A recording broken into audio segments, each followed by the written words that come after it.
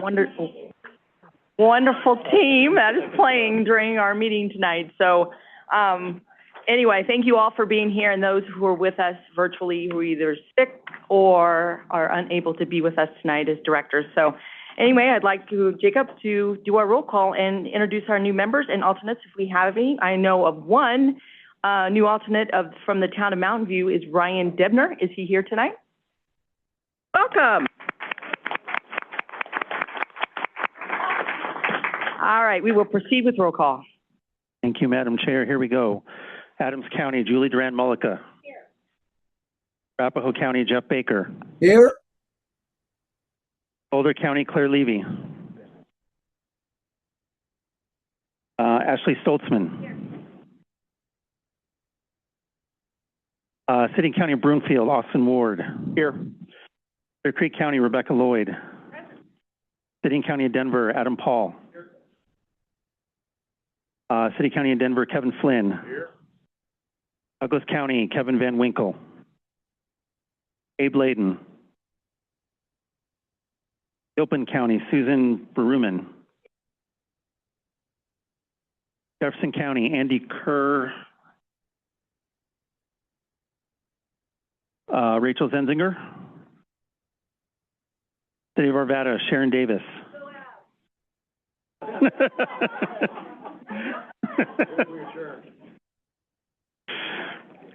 City of Aurora, Allison Coombs. Rob Andrews. Town of Bennett, Larry Vittum.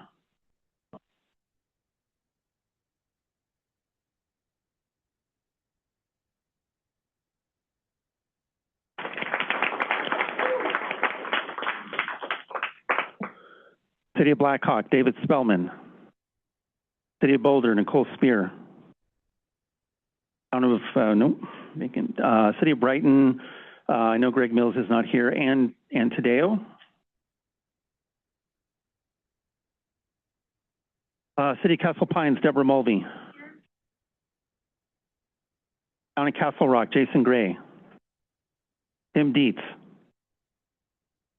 City of Centennial, Christine Sweetland. Ashish Vaidya.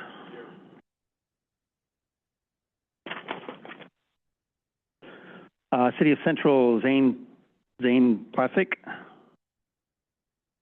City of Cherry Hills Village, Robert Eber. Here.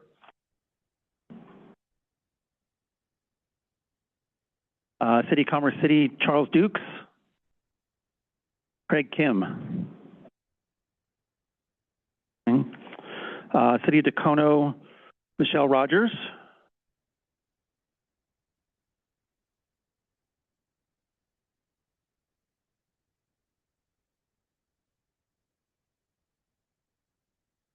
Adam Moorhead. City of Edgewater, Steve Conklin. I think more than one of us can say go Avs. Go Avs. I love City of Englewood, Jack Bethel. Town of Erie, Emily Bear. City of Federal Heights, Linda Montoya. Town of Firestone, Don Cognac. Town of Foxfield, Josie Cockrell. Lisa Jones. Town of Frederick, Wendy Padilla. Town of Georgetown, Georgia Kofed. Apologies for any names I'm butchering. City of Glendale, Rachel Binkley. City of Golden, Rashard Profau, sorry. I'm sorry. City of Greenwood Village, George Lance. City of Idaho Springs, Chuck Harmon. Here.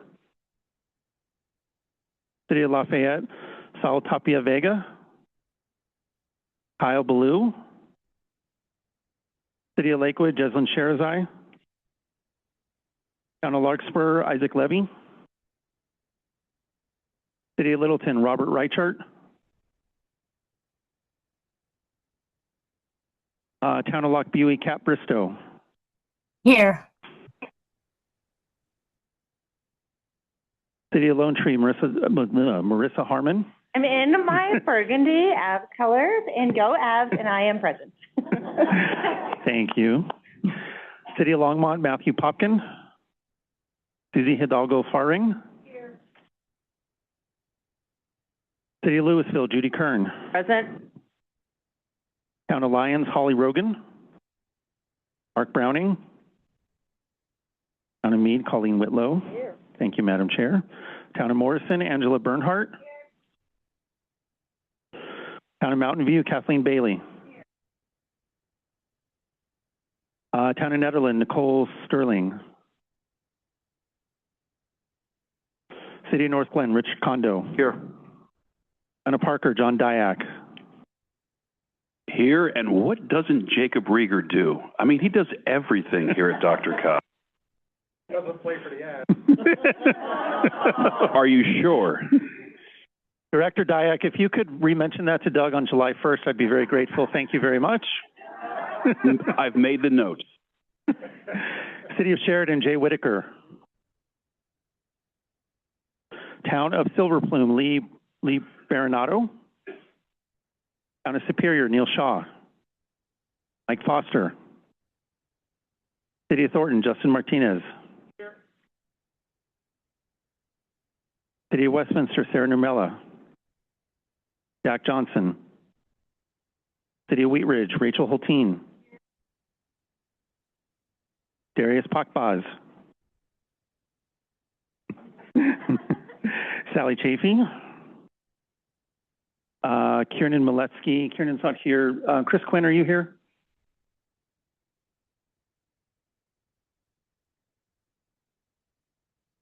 Okay, thank you, Madam Chair. We have a quorum. Thank you very much, Jacob, and all that you do. I'd also like to, I have an alternate tonight from Bennett, Royce Pindell. Oh, okay. Well, there you are. Thank you very much. Who's here for the very first time? Welcome, welcome, welcome, welcome. This is a body of elected officials that get stuff done. So, welcome. Next on our agenda is move to approve our agenda. Do I have a motion to approve the agenda as is? Second. All in favor, say aye. Aye. Opposed? All right, we have an agenda for tonight.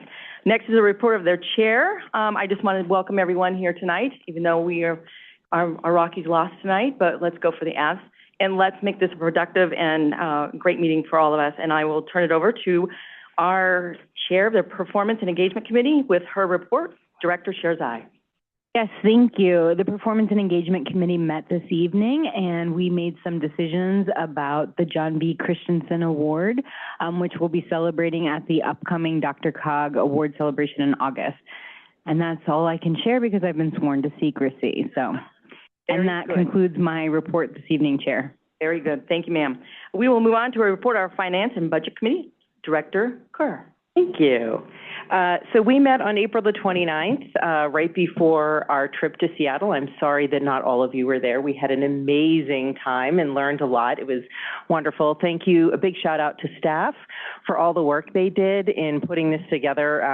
It was very thoughtful and productive.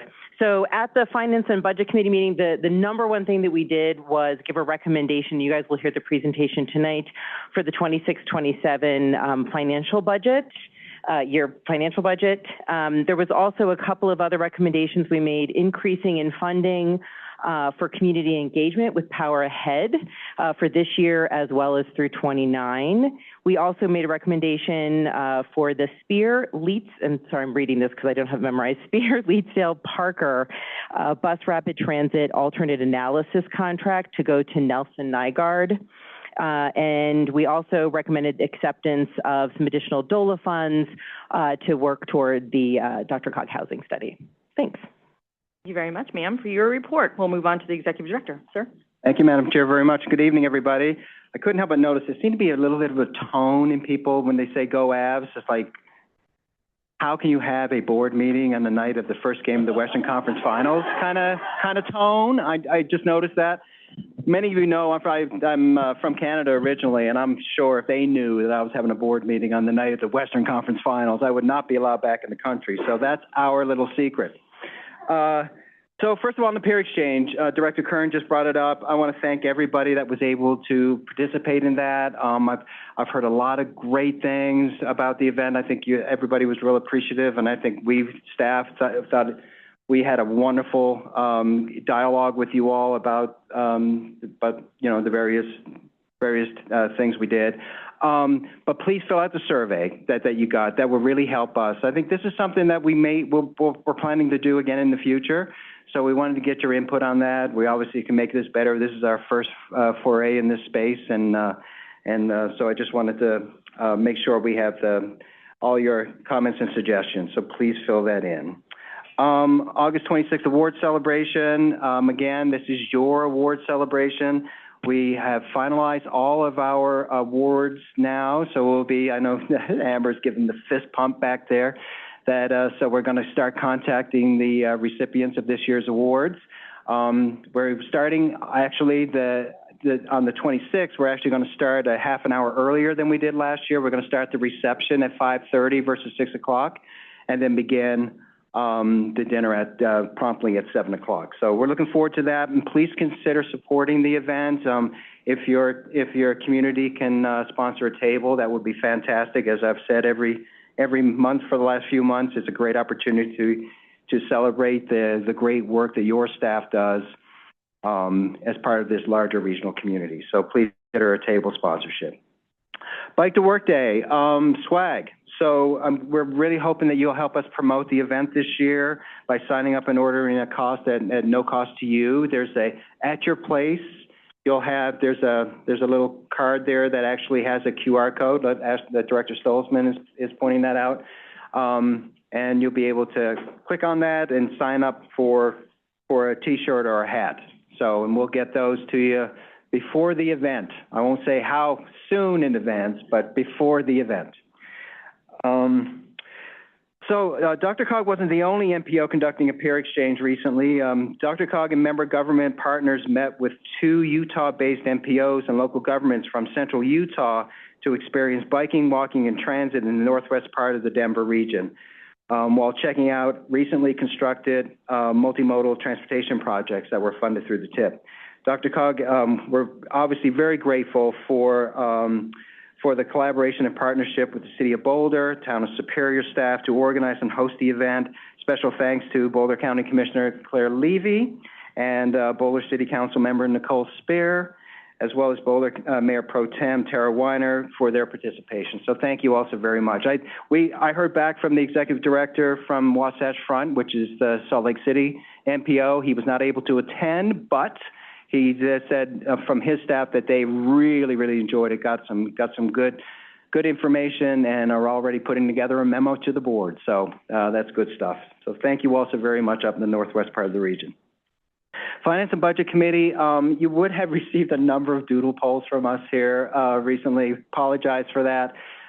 We're trying to get going on some AAA contracts, so we're really looking at holding a virtual meeting sometime next week. It looks like Wednesday right now might be the best day. So please fill out that last doodle poll that you got from Melinda. So we'd like to get that done. And I should also mention that meeting will replace the June 3rd Finance and Budget Committee meeting. So if we can get that one scheduled and get a quorum, that would be wonderful. So thank you very much for your attention and your flexibility. You guys are the best. I mean, we've been doing this a lot to you lately, and we appreciate you. Last but not least, Madam Chair, if I may, I just want to take a moment. I attended a memorial service for a long-serving staff member on the south side of the region, Art Griffith, who passed away a couple weeks ago, excuse me, from a 6-year battle with lung cancer. I don't know if many of you know Art. I know everybody on the south side electeds know who Art Griffith is. He was, as was mentioned today, he was certainly a gentle giant. He was one of those gentlemen, when he's in a room, you knew you were going to get stuff done and do it with a smile. And he was such a wonderful, wonderful man. He was a true mentor for me in this region. He took me, when I came here back in 2013, he took me under his wing and really mentored me about, how this regional partnership really does truly work in this region. And I know we're going to miss him dearly. I know I speak on behalf of DRCOG staff that we are better because of our interaction in the life of Art Griffith. So I just wanted to share that with you. So please reach out to your staffs and let them know that what they do in this region is really, really important. And yeah, I'll just leave it there. He was a wonderful gentleman. And with that, Madam Chair, that's my report. Thank you very much. In order for me to help facilitate this meeting, could you please turn your nameplates kind of so I could see them? And I'm going to date myself. I've been in this building for a couple of years. It was easier in the other building because we were on a different kind of a... It was tiered. So the chair could see people's names. So in advance, I'd like to apologize from myself to you if I can't see have a question or remember your name. By the time my term is up, I'll know everybody. So anyway, I just wanted to give you full disclosure of when I'm sitting here, I'm a little bit shorter than Steve and Kevin and... But anyway, we'll move on. Public comment is next, as up to 45 minutes is allocated for public comment, and each speaker will be limited to 3 minutes. If there is additional requests from the public to address the board, time will be allotted at the end of the meeting to complete public comment. Chair requests that there will be no public comment on issues for which a prior public hearing has been held before this board. Consent and action items will begin immediately after the last speaker. Is there anyone here in the audience who would like to speak to the board of directors tonight? Is there anyone online, Jacob, that would like to speak to the board of directors? I do not see anyone online. Thank you very much. We'll move on to the consent agenda, which is the summary of the April 15, 2026 meeting, amendments to 2026-2029 Transportation Improvement Program and the Economic Development District Act. May I have a motion to approve the consent agenda? Multiple seconds. Yes. All in favor, say aye. Any opposed? All right, we have consent agenda approved. Thank you very much. Our first and only action item for this evening, and stick around because we have more to share, is a discussion on approval of the DRCOG fiscal year 2026-2027, and our own Jenny Hunnings will be presenting.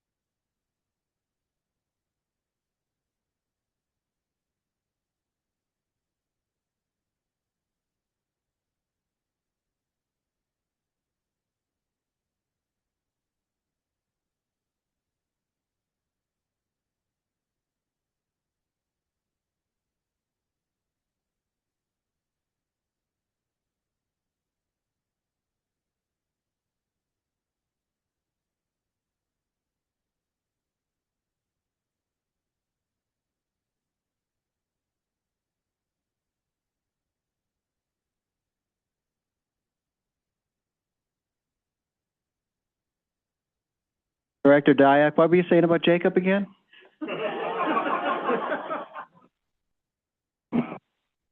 He's apparently an IT consultant as well, Doug, not to mention a replacement for Melinda, and there's 3 duties, I think, he's doing right.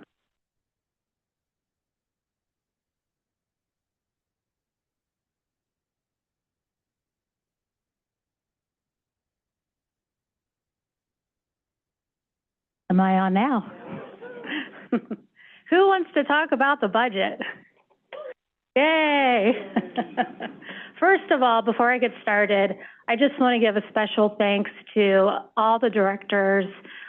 We have a contracts and budget manager, Roberta Cole, who also helps compile all this. Doug reviews. And then the Finance and Budget Committee is always great at reviewing and giving feedback. And just really appreciate it. It truly is a group effort. So I want to thank everybody for doing that. So here we go. So for those of you who are new or forget the process, we actually begin this process back in, actually it's the end of January into February. And then in March is when Doug and myself and our contracts and budget manager start to review all the proposed budgets by the divisions. And then that gives Doug an opportunity to go back and speak with divisions about any potential changes. In April, we take it to the Finance and Budget Committee, a draft, and they review and they make recommendations for changes if needed. And then we have a second meeting with the Finance and Budget Committee to review a final draft and recommend approval to the Board of Directors. And then in May, we ask for your final approval. So that's where we're at tonight. So I know this is a little tough to see, but this is also included at the end of your agenda in the full budget package. But some highlights are, okay, so for revenue, you'll see that our budget this year is eclipsing $110 million. And this is made up of federal, state, and local funds, member contributions, in-kind services, and also a small amount of investment income. One area of note here is that in a couple of years prior, we have budgeted for a AAA reserve fund because of the uncertainty in funding, but this year we were able to balance the budget. So that's why you see a $0 amount in that DRCOG area on Agency on Aging Reserve Fund. So our total revenue again is going to eclipse $110 million. Our expenditures will match that. Personnel's up just a bit, and that is due to merit increases and health insurance and premium increases. And we'll talk a little bit more about merit, but we are expecting health insurance to go up by about 12%.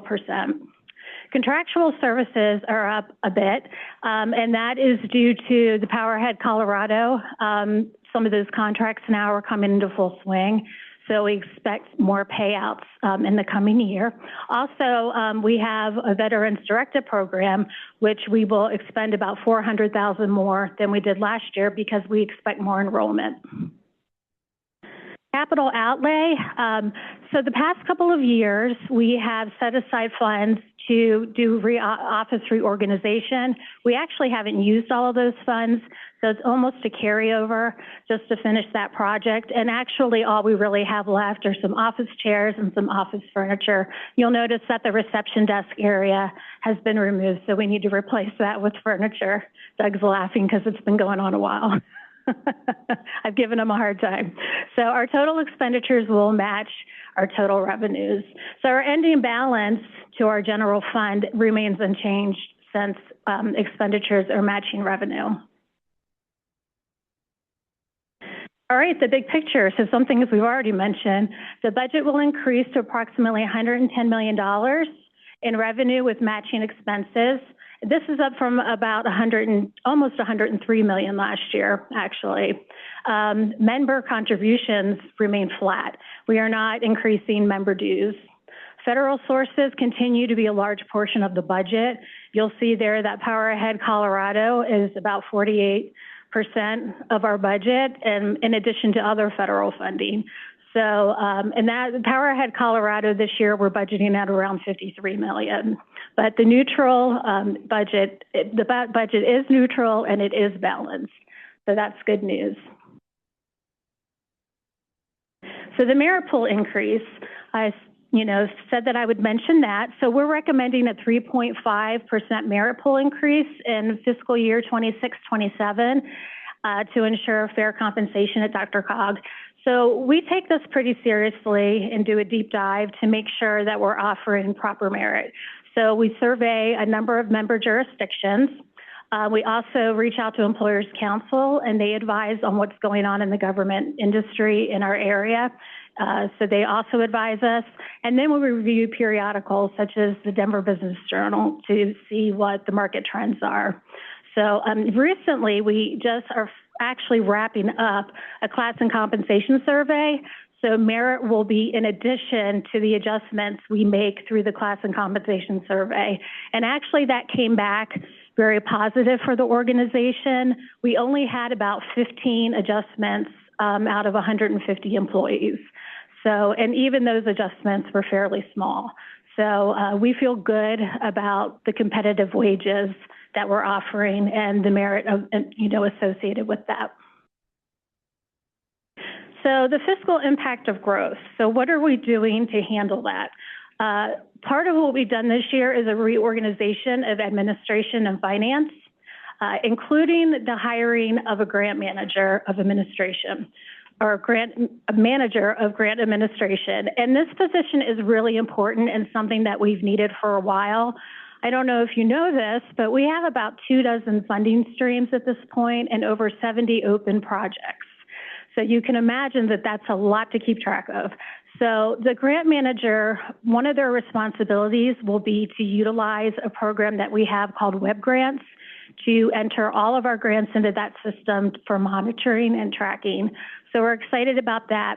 They'll also help with grant applications and grant monitoring, and then also training. So we want this person to be a subject matter expert on all of the OMB guidelines and have them advise staff and train staff, because we have a lot of staff that come in with skills and knowledge, but they may not have necessarily managed grants before.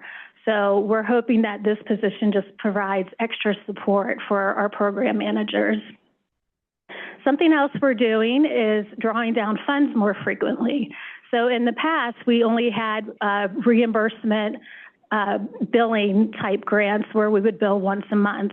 But now with the EPA and the FTA, we can actually draw down funds when we need them, as long as we pay out, whatever is due on them within, a certain amount of time, depending on the grant.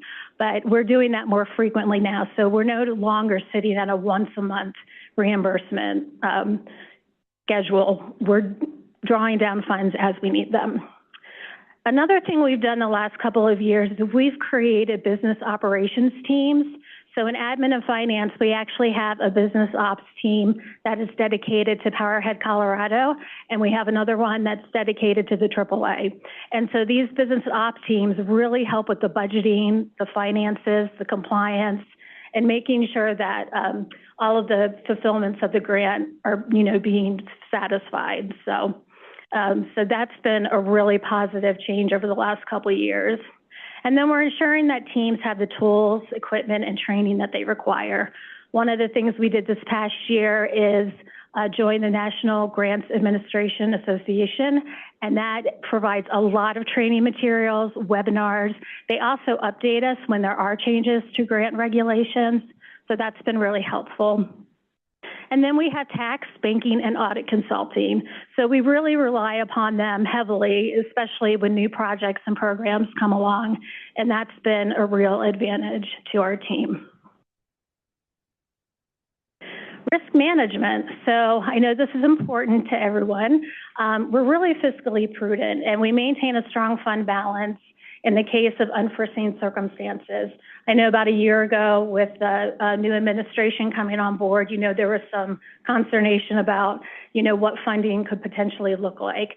And we do keep a significant amount of cash on hand, and we maintain 3 months worth of operating expenses should there be a pause in funding. I don't know if you recall this, but a few years back, CDOT was hacked, and we went for a while without getting reimbursed, and we were able to cover those expenses in the meantime. So we're definitely very cautious about making sure we have cash on hand. We also have liquidity of our investments. So if we need to pull cash out from our investments, we can do so, and we can do so without a penalty or any fees. So that's also a positive. And then mindful spending. We just watch our expenses very closely. All of our expenses are approved by a program manager, and then typically they go to our business ops teams, and then accounting, and then final approval from me. So we really do watch, our expenses very closely. So that's it. And there are my dogs.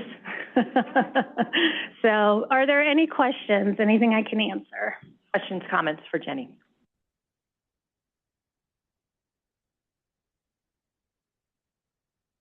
Dr. Martinez. Thank you for the presentation. It was very helpful. I did have one question about the reserve fund for the AAA. You mentioned that we are not adding more to it because it was sufficient in size. Could you provide a little bit of info on how much is in that reserve fund? We don't have one any longer. Oh, we don't have Yeah, one because it's anymore. a year-to-year basis, because that is an annual grant that we work off of with the Older Americans Act and state funds for senior services. So last year and the year prior, with the volatility in that, we set some aside, and that would have come out of DRCOG's general fund until we got reimbursed. But this year we balanced, so Okay, it's not in the budget. All right, great. That helps clarify. Thank you. Yeah. May I comment? No, thank you very much, Madam Chair. And thank you, Jenny, for the presentation and all the work that you and the team back there in finance do. You know, it's a pretty big endeavor every year, but listen, you know, as you see, you know, we continue to grow, right, with regards, and I want to thank you all for your continued confidence in the work that we do here at DRCOG. And I want to let you know that we don't chase money here at DRCOG. I mean, Lord knows there's plenty of discretionary grants that are out there, right, over the last few years. But we don't take anything on or bring anything to you for discussion or final action unless we feel that it's going to provide, you know, significant value to the community, to the residents within your community. So I wanted you to know that, you know, we will always, you know, have core missions here at DRCOG related to the MPO function, the AAA function, as well as our Regional Planning Commission function. And we do not cannibalize, you know, those programs to stand up another program. If we are taking on another program, it better come with its own money or we won't take it on. So I wanted you to know that we're very conscious of that. And the other thing that we're extremely conscious about, probably I'll speak personally, is on the member contribution side, very sensitive to how much you contribute to this regional collaborative. It's not nothing. And I want you to know that, you know, while it's a small portion, less than 2% of our total budget, it is the most important 2% of the entire budget because we wouldn't be able to do any of the rest. So anyway, we've kept member contributions flat over the last couple of years. There's even, I don't mind sharing, we're even having conversations internally right now while we're budgeting this amount. We may not be invoicing out that amount. It could be less than that. We're just trying to get a better handle right now on year end and all that kind of good stuff to make sure that we have the three months of operating available to us. And so I just wanted to share that with you. And also we'll be having conversations as related to our next transportation improvement program. We have a concept that we've talked at least at a board retreat last year, I believe, about you know, utilizing some of the tip monies as some kind of administrative fee to help pay maybe 50% of the member contribution and then backfill your projects with additional federal money. I know that's just a lot of gobbledygook right now, but I just want to let you know that we're always thinking about ways that we can help alleviate some of the member contribution concerns. So, Madam Chair, I'll get off my stool. All right. Thank you, Director Rex. All right. Do we have a motion to adopt the resolution approving the DRCOG fiscal year 2026-20? So moved. Thank you very much. Second. Dr. Harmon. All in favor say aye. Aye. Any opposed? Thank you very much. Great. We'll on to our informational briefing. The first one is Infrastructure Investment and Jobs Act, IIJA, Regional Grants Navigation Program, final report by Flo.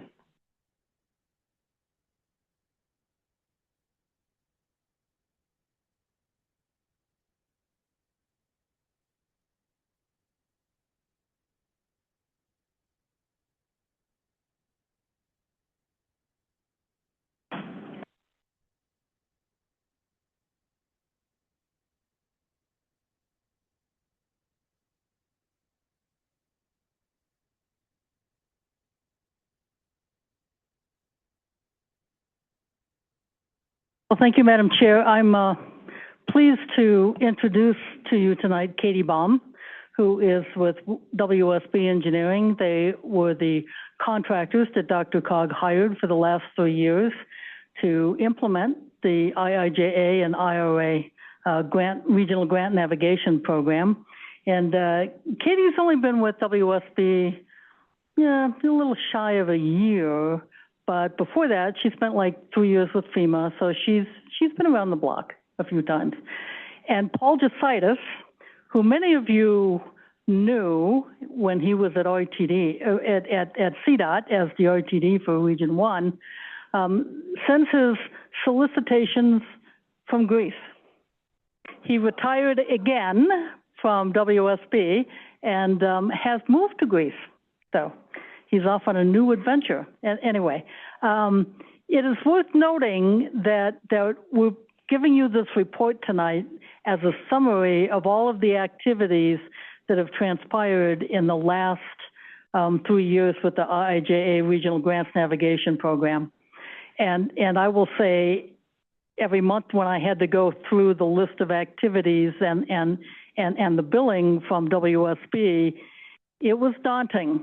They didn't let any grass grow under their feet with this program. So, Katie, I'm not going to steal your thunder, but I'm going to turn it over to you.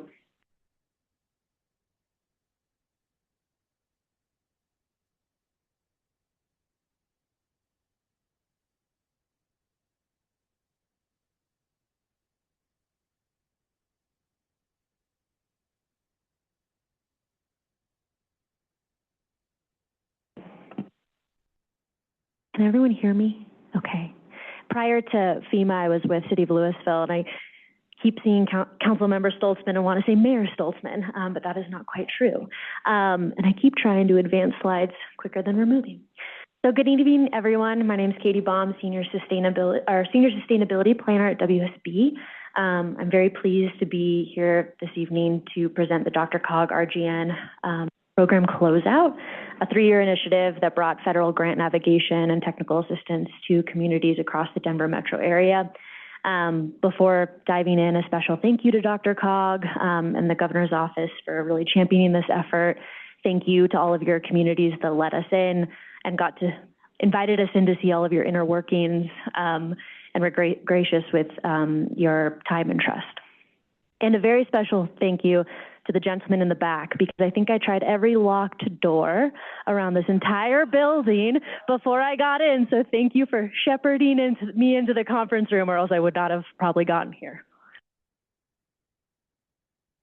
I could be watching the Ask game, I suppose. End of the first, I believe. So a little more about WSB. We're a design and consulting firm. We have over 1,500 staff. We really specialize in a broad swath of area, from engineering, transportation, environmental services, sustainability and resilience, which is my wheelhouse, energy, emergency management, beyond.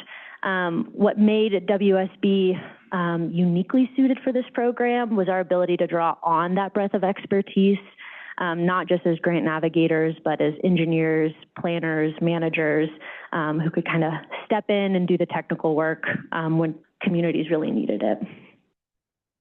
So as Flo mentioned, Paul is waving to us from afar on the beaches of Greece. He was our Vice President of Transportation. You all may have also, in passing, have seen Sean Poe, our Director of Municipal Services, Amy Frederick-Grill, Senior Director of Sustainability, myself, and then our grants and funding team, Amber Adams and Militia Platt. During complex projects, which was essentially every project we supported, we were also able to tap into a resource pool of emergency managers, water resource engineers, GIS specialists, and more. This was really a cross-disciplinary effort from across our team. So for those who I think the last presentation was back in April of last year. So it's a really quick snapshot of the DRCOG RGN. The program ran from April 2023 through April 2026. Over those 3 years, WSB engaged more than 50 municipalities, counties, and partner organizations that we'll go through here in a minute. And our focus is really not just on the larger cities. We really made an effort to get in front of under-resourced small and rural communities in the DRCOG region that really lacked that internal staff and budget to pursue federal grants.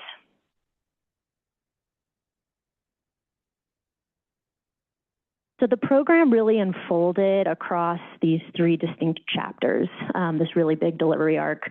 Year 3 is going to be unique to no one. But in year 1 was really program setup and initial outreach. We really hit the ground running, introduced a pretty wide outreach campaign, participated in events up and down or in and around DRCOG, and really tried to leave no stone unturned in trying to get in front of communities to offer the RGN services. In year 2, we really saw a pickup of momentum, really sustained engagement.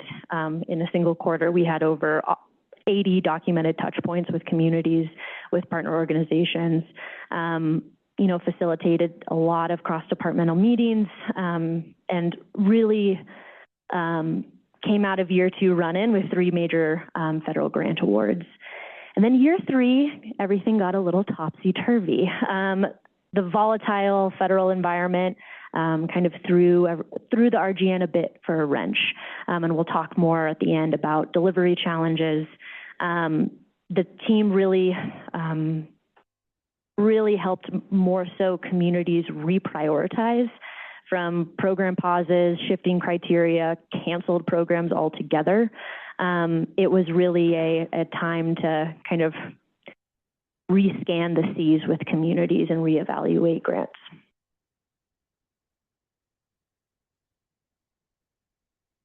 So over the course of this program, the DRCOG regional communities secured more than $79 million in confirmed federal awards connected to RGN engagement.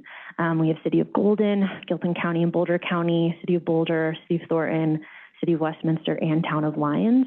And as you'll see from these projects, they are very different. Each of them is very, very different. So this list also does not include significant efforts made by other DRCOG communities that were ultimately not awarded. This includes some Town of Superior, Boulder County SS4A grants, a Commerce City Build grant, and beyond.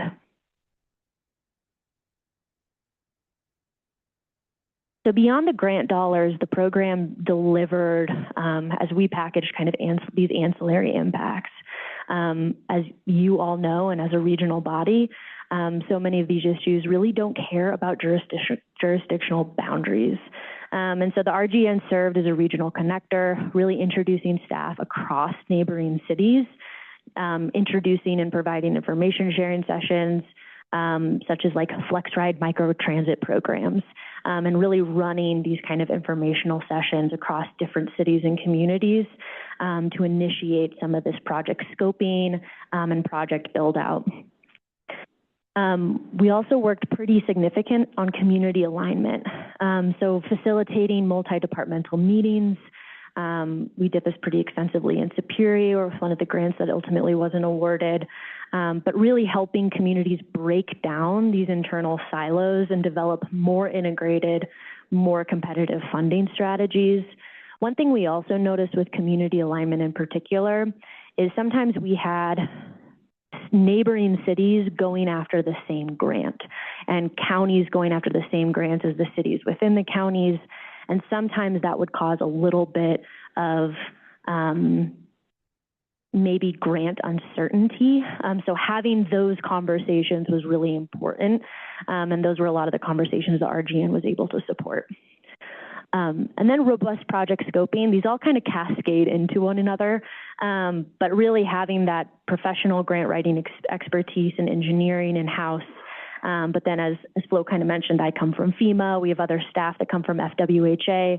So we're really able to utilize past federal expertise to have really intentional project scoping conversations with communities. I think the last thing we want any community to do is spin your wheels on a grant, especially these large federal grants that really don't feel attainable. So the reach of the program was very broad. You can see the full list here, 44 municipalities and counties. But the strength of a lot of federal programs, especially prior to this current administration, was partnership. A lot of federal grants hinged on partnerships.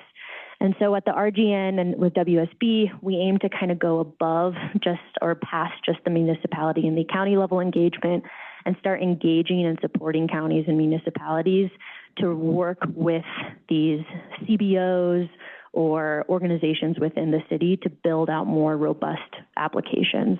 So this is just a snapshot of some of the different groups, other state agencies that we worked with to keep momentum and to really try to build unique, creative solutions and financing mechanisms.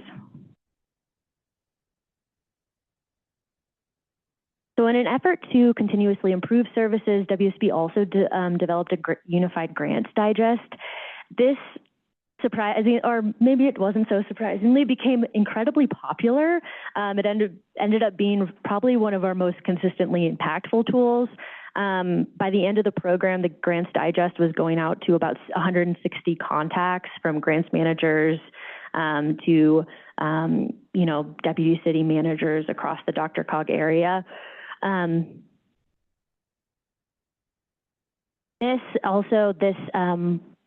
This Grants Digest also kind of initiated our participation in the Grants Collaborative Call, which is actually a monthly call with a lot of your grants folks meeting up and trying to invest time and energy into more of this collaborative approach to grants. So it was a really great monthly call to be able to join and keep the momentum.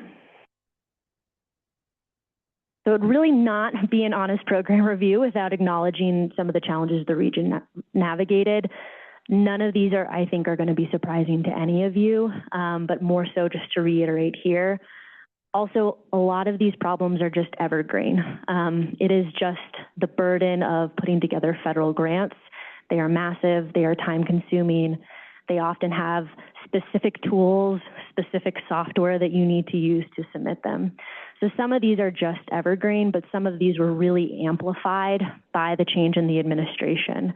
So federal compliance burden, again, evergreen issue here, expressed concern over capacity to meet federal reporting and contracting requirements. Finding match for these grants is burdensome. And even administering those grants on the back end, it can be up to like 5 to 10% of the grant in general. Limited local grant writing capacity. Smaller municipalities consistently lacked staff or budget to pursue grants independently. Demand for free or subsidized grant writing far exceeded what the RGN program could provide alone. Shifting federal landscape, obviously the change in the administration had some pretty big effects on the ability to deliver the program. You had program pauses. You had programs just fully canceled. You had programs stuck in litigation. And then when they came back online, you had application periods that were only open for 2 weeks. You had revised scoring criteria. You had revised eligibility rules. So an application that was already built and put on the shelf ready to go, once the grant opened, it completely changed, and it was likely no longer competitive. Grant writing burnout, I would say, is another issue we saw a lot. This extended pursuit, and as great as the IIJ was, all of this infrastructure funding, the amount of money was incredibly daunting. And that extended pursuit of competitive federal programs with really uncertain odds, we could tell was starting to lead with fatigue from a lot of grants folks, a lot of grants managers, and a lot of city staff. Cross-jurisdictional coordination complexity, especially infrastructure projects. These are just big projects. These are complex problems that are going to ask for massive budgets. And that in and of themselves, when you only have 2-week application period opening, but you have a project that you probably should have been planning for 6 months, it's just incredibly daunting. And then as a former FEMA employee, I can say this one is near and dear to my heart, but federal staff turnover and portal access issues.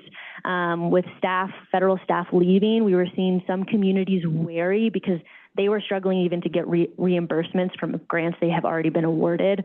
which made them really hesitant to pursue future grants. If you can't even get the money now, really what's the point in trying again? So this is a kind of a snapshot of, again, all the things I'm sure you all know, but just things that we saw pretty consistently through this past year that were some delivery challenges. So in February of this year, when the program started to sunset, we did run a survey.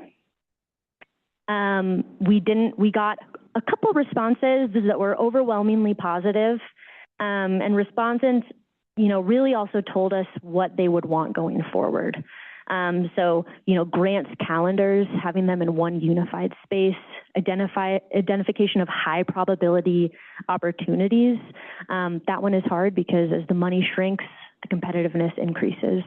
But being able to identify up front where projects would be the most successful, and try to cut through the noise a little bit. And then clarity on what resources would remain after the program ended.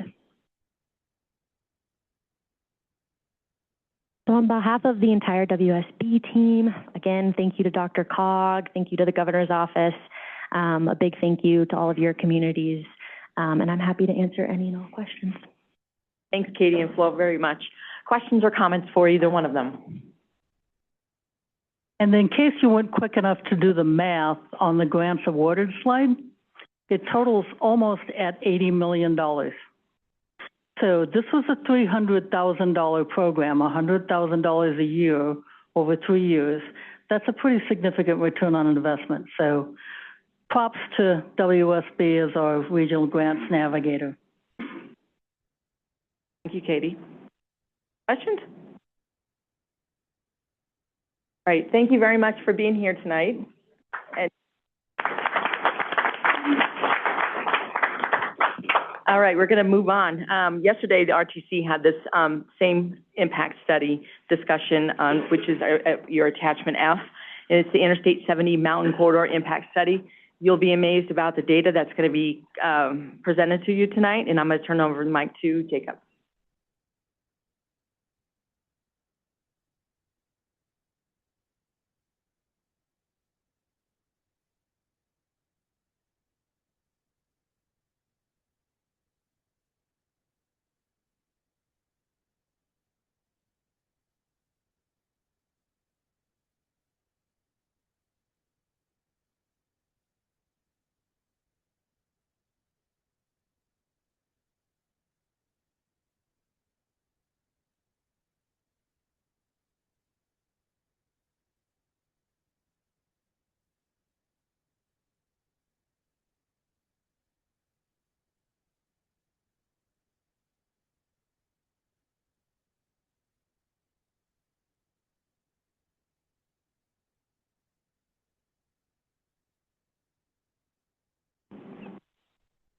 Sorry, folks, give me just a moment on the presentation.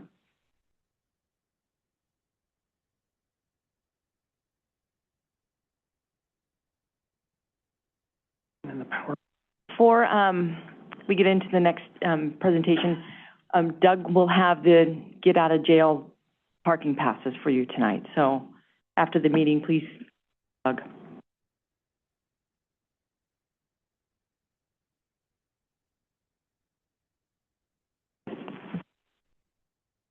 All right. Thank you, Madam Chair. Good evening, everyone. Melinda Stevens, DRCOG staff.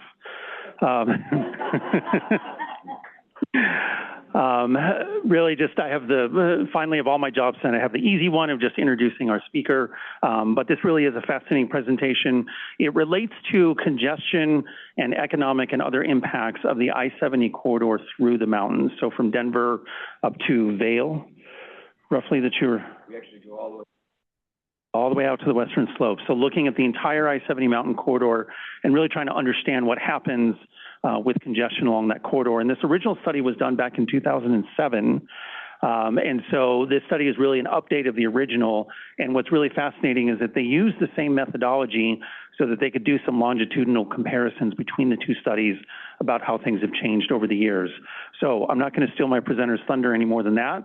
I'd like to welcome Sean Brogg, who is essentially the chief economist with a much longer title at the Metro Denver Economic Development Corporation.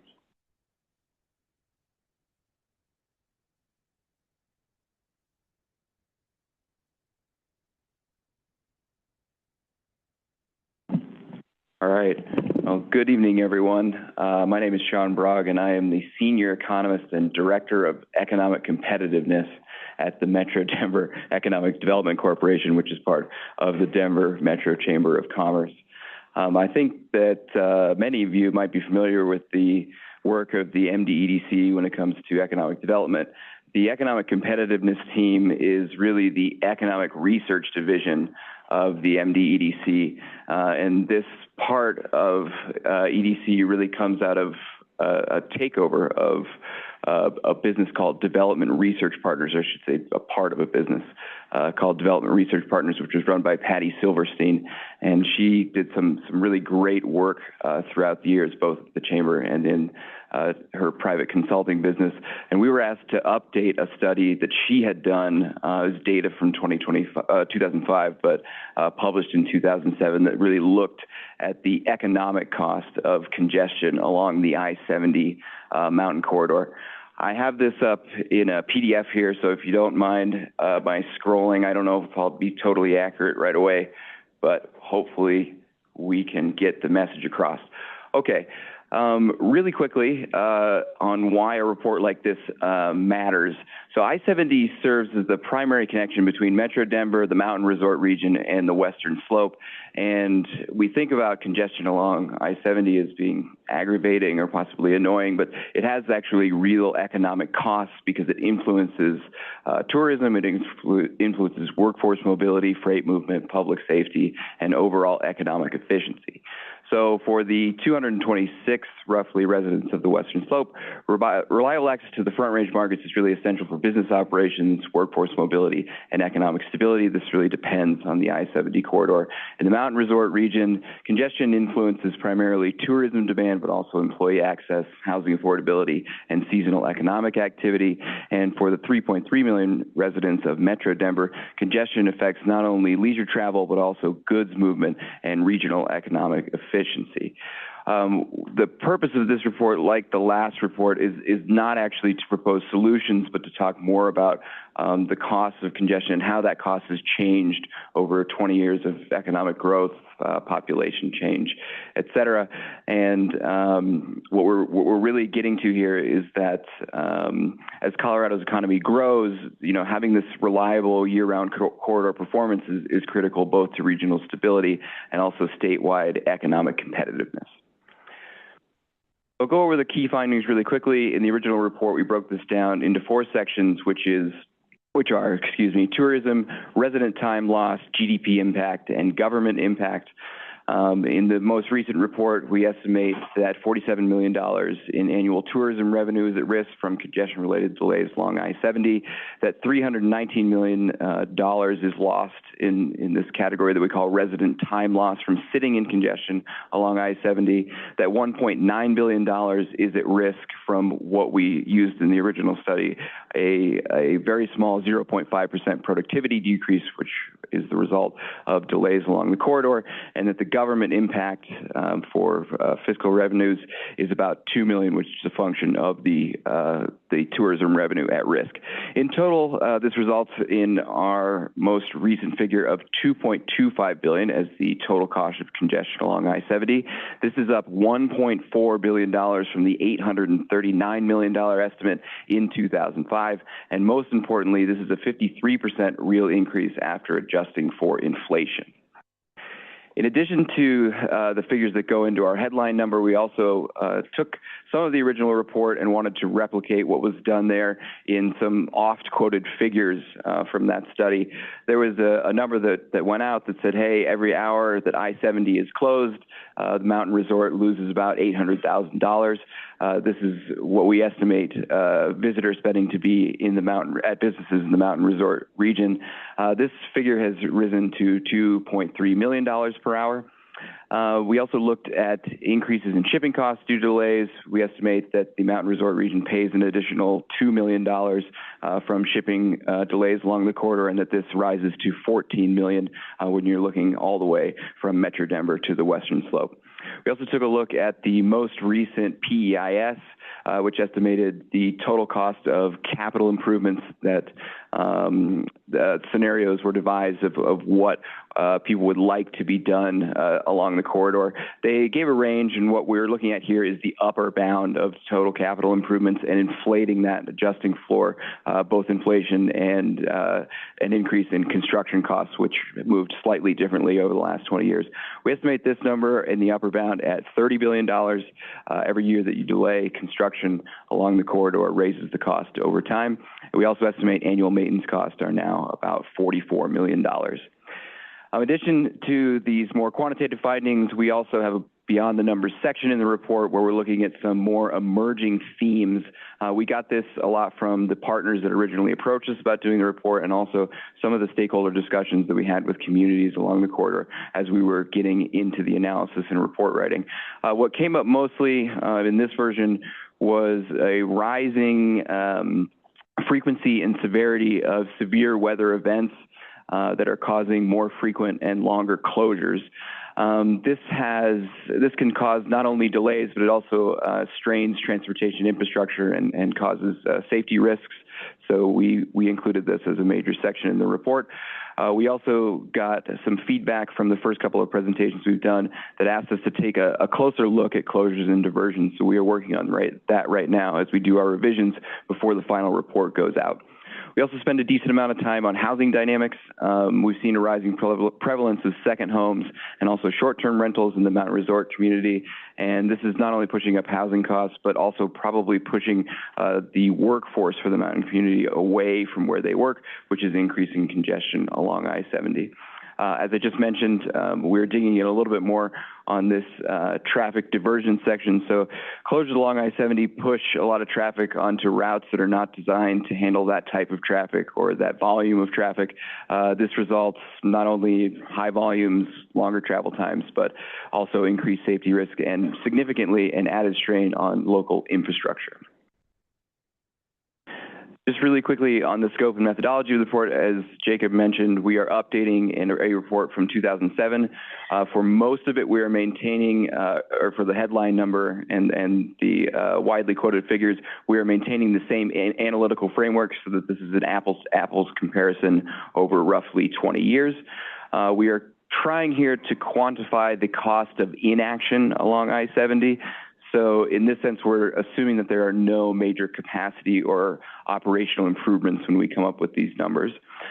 We've also added analysis again in this report that reflects emerging challenges. We also included some interesting COVID dynamics with regard to travel and also some more data on housing constraints and climate and weather exposure. Throughout the report, we're really trying to balance quantitative with more of some qualitative narrative, and we do this across 5 major categories: tourism, residential, business community impacts, government, and then the construction and infrastructure component. If we look at the history of I-70 from about the 1980s, there have been significant improvements. These are mostly directed at improving safety, mobility, and environmental protection with some limited capacity improvements. If we against this sort of investment, we've seen increasing traffic volumes, and I think that our conclusion from this report is that despite sort of decades of investment, we're not seeing alleviation of strain on the corridor. If anything, we're seeing persistent and worsening congestion.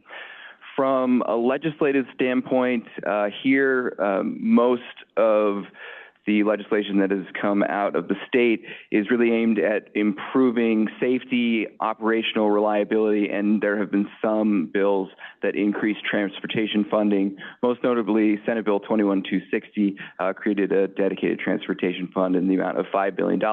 I will note that we do analyze how Colorado stacks up against other states in the nation in terms of highway transportation funding per capita. In our most recent report, we actually fell from 27th to 42nd, but over the last 30 years or so, the last 10 years or so, we've averaged about 30th.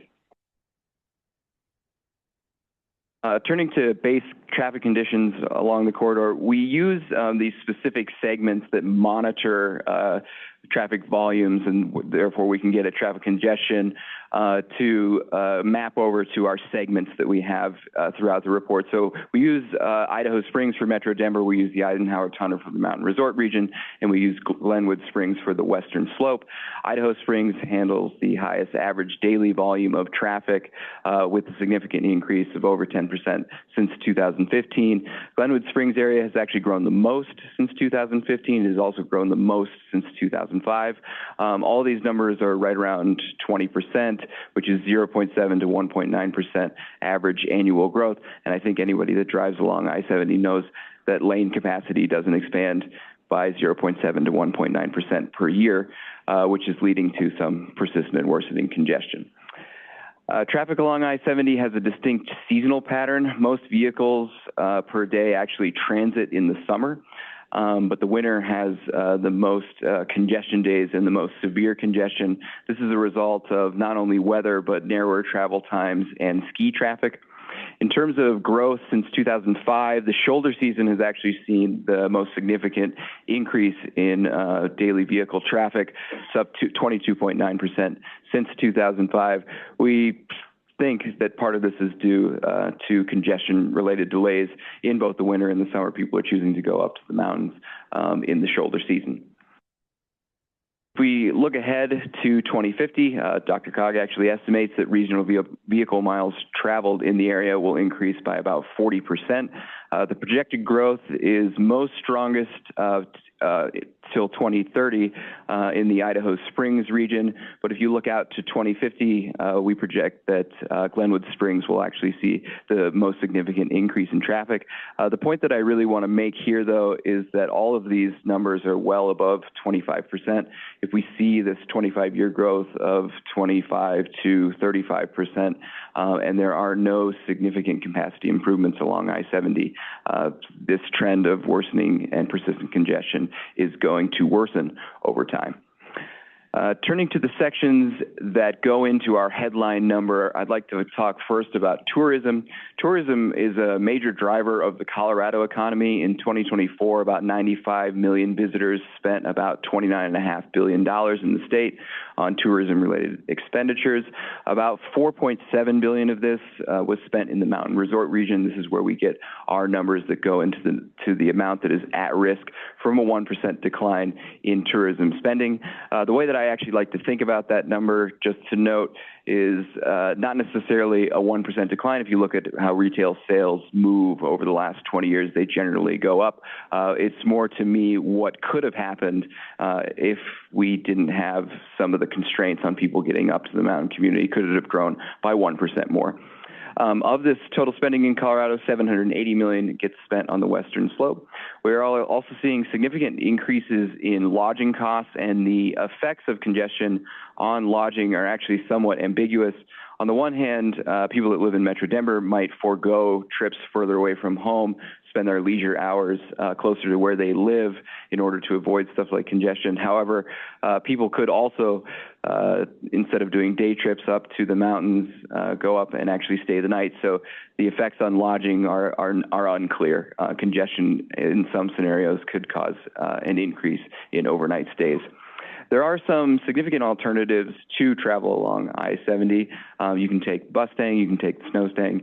I got a question about the Winter Park Express last time I was here. These all alleviate some of the traffic along I-70, but I just want to note that 93% of travel along the corridor is currently done by personal vehicle. Turning to our resident impact section, the value of personal time lost due to I-70 congestion increased pretty substantially between our prior report and this one. We're up to $319 million lost every year. Resident impact is measured with a couple of inputs. One is how many congestion days there are along I-70. This rose from 104 in 2005 to 131 in 2025. The other is the length of the delay of the trip. This rose pretty substantially for the Metro Denver part of the corridor. The other component is how many people actually get stuck in traffic. This has risen quite substantially with the increase in overall vehicles traveled, and also hourly earnings, or the opportunity cost of sitting in traffic, has increased over time. So in Metro Denver, where you can now expect a 60-minute delay on a traffic day, per trip, and the average hourly earnings is about $43. This adds up to over $293 million. The impact is slightly smaller due to shorter trip delays in the mountain resort region and fewer people transiting in that segment of the corridor, $20.2 million, and there's also a $5.4 million impact coming from the western slope. On the business impact section, this cost estimate also rose quite substantially from our last report. We estimate that an annual decline in Colorado GDP from just a 0.5% decrease in productivity for just the people that live and work along the corridor would result in a loss of $1.9 billion in economic output. This can come from a number of different ways. So we think about this in terms of labor productivity, which is a function of, can you get to work, or are there more days that you're not able to get to work on time? Are there more days where you actually have to work from home and maybe you're less productive? I don't know. Are you fatigued when you get to work? Are you frustrated when you get to work? Does this drive turnover in the mountain resort region where people say, hey, I don't want to commute long distances along I-70 to get to where I work? One of the other things that we're seeing, which impacts GDP, is how much local governments actually have to spend to keep their workforce happy. We're seeing a lot more. We have a section in the report that goes into more detail on this, but we're seeing more mountain resort communities as well as employers put money up to create deed-restricted housing or percent of AMI limits on housing so that people can actually live close to where they work. From a freight perspective, I should note we also have a detailed trucking section in the report. The cost of delays has gone up since our 2005 study. Again, we estimate $2 million in the mountain resort region is the sort of annual cost, $14 million across the corridor. There's also a risk here which is not captured necessarily quantitatively, but the mountain resort community doesn't keep long inventories of goods, especially perishable goods. So closures really increase the risk of shortages in the mountain resort community, which is something that we are going to pay close attention to over time. From an economic development perspective, one of the other things that we're seeing from our side is that one of the ways that we're able to recruit primary employers and primary jobs into the region is by selling Colorado's outdoor recreation assets.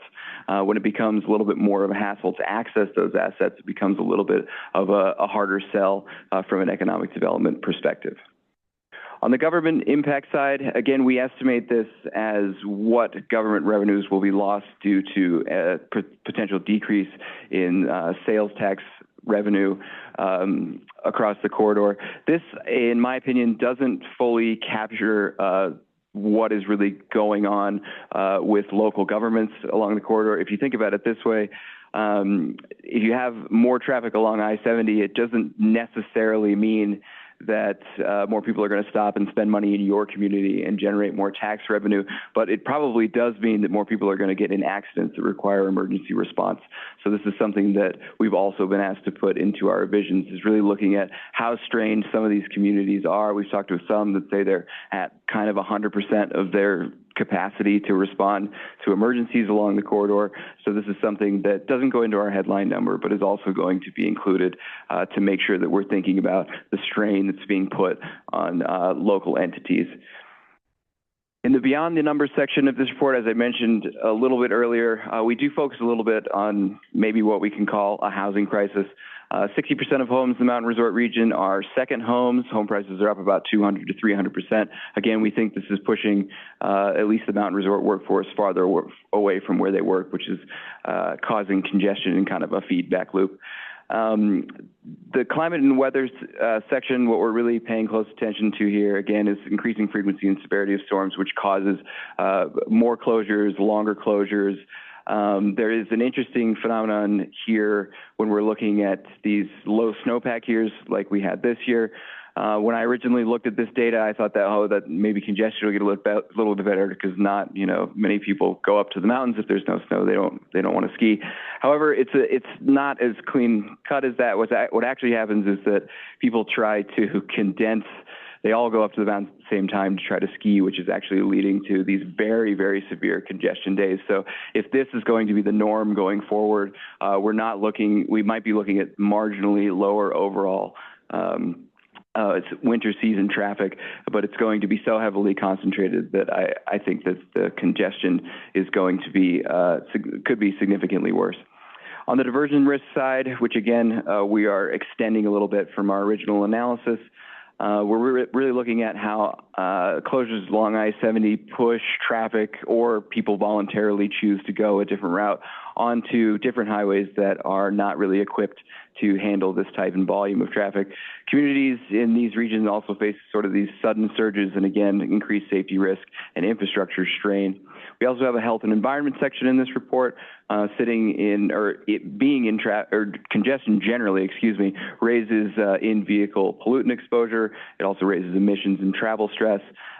We have some climate goals in this state that are a little bit more difficult to hit when you have more vehicles on the road for a longer period of time. I want to spend just a little bit of time looking at the 2007 versus the 2006 report, or 2026 report, Key takeaways here, overall growth in our estimated cost number is up 168%. This here is not adjusted for inflation. I have an inflation slide after this. The smallest impact was actually from an increase in tourism. The largest impact was from resident time loss due to congestion along the corridor. Again, this has many moving parts that have all moved in the direction to make this more expensive over the past 20 years or so. The business impact also increased a significant 159%. Again, Colorado has undergone significant economic growth over the last 20 years. I think I pulled a figure the other day that said about 60% real increase in GDP over that time. So even a slight productivity loss can cause huge impacts on the GDP front. If we look at this in inflation-adjusted terms, the growth from the original study is about 53%. Not a lot of this comes from the tourism impact. What this means is that tourism spending in specifically the mountain resort region is not rising that much faster than inflation. We can theorize that maybe this is somewhat generated by the fact that it's a little bit more difficult to get up there. The resident time loss costs, large in an overall, on the overall number, large on the inflation-adjusted number, and the business impact at up 47% is also pretty substantial. So our final analysis here, I-70 congestion is really not just transportation inconvenience for us economists. It really functions as an economic strain, and it has sort of measurable economic consequences for many, if not all, sectors of the Colorado economy. From doing this report, we can really see that congestion costs have grown in real terms, not just due to inflation. This somewhat reflects, general increase in population over the last 20 years, but also higher wages, somewhat expanded tourism volumes, and the value of people's time going up a lot just in the last 20 years. One thing we also want to note is that the cost of delayed construction really compounds over time. Every year that you put off these major capital improvements, it gets significantly more expensive. We did our construction impact numbers based on this sort of long-run Federal Reserve target of 2% inflation, but I don't know if anyone's seen the numbers lately, but I think we might be looking at a little bit higher than that for the time being. The other thing is that construction costs tend to rise a little bit higher than inflation just for the last 5 years or so. The other thing that I do want to mention is congestion is really embedded in like a broader system of structural challenges, and this includes housing, workforce, climate change, and diversion pressures, and all of these are interlinked, and they have they have some, for lack of a better word, agglomeration effects. They influence each other very strongly. So our overall conclusion here is that reliable year-round corridor performance is increasingly central to Colorado's regional stability, but also our statewide economic competitiveness. That's the extent of the prepared conversation. Can anyone tell me if the Avs scored while I was up here?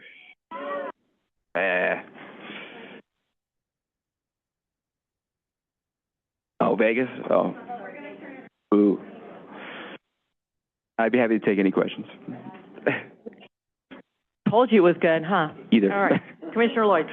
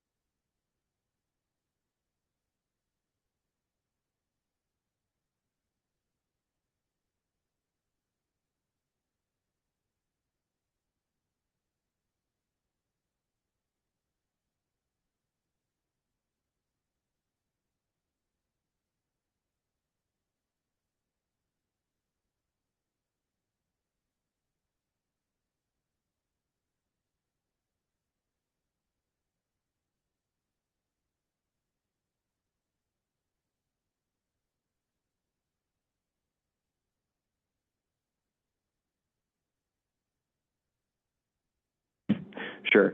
So unfortunately, I have to kind of punt on this question because the goal of this study, specifically the first time that it was done and the second time it was done, was to give an idea of the cost of congestion, but to not actually propose any solutions.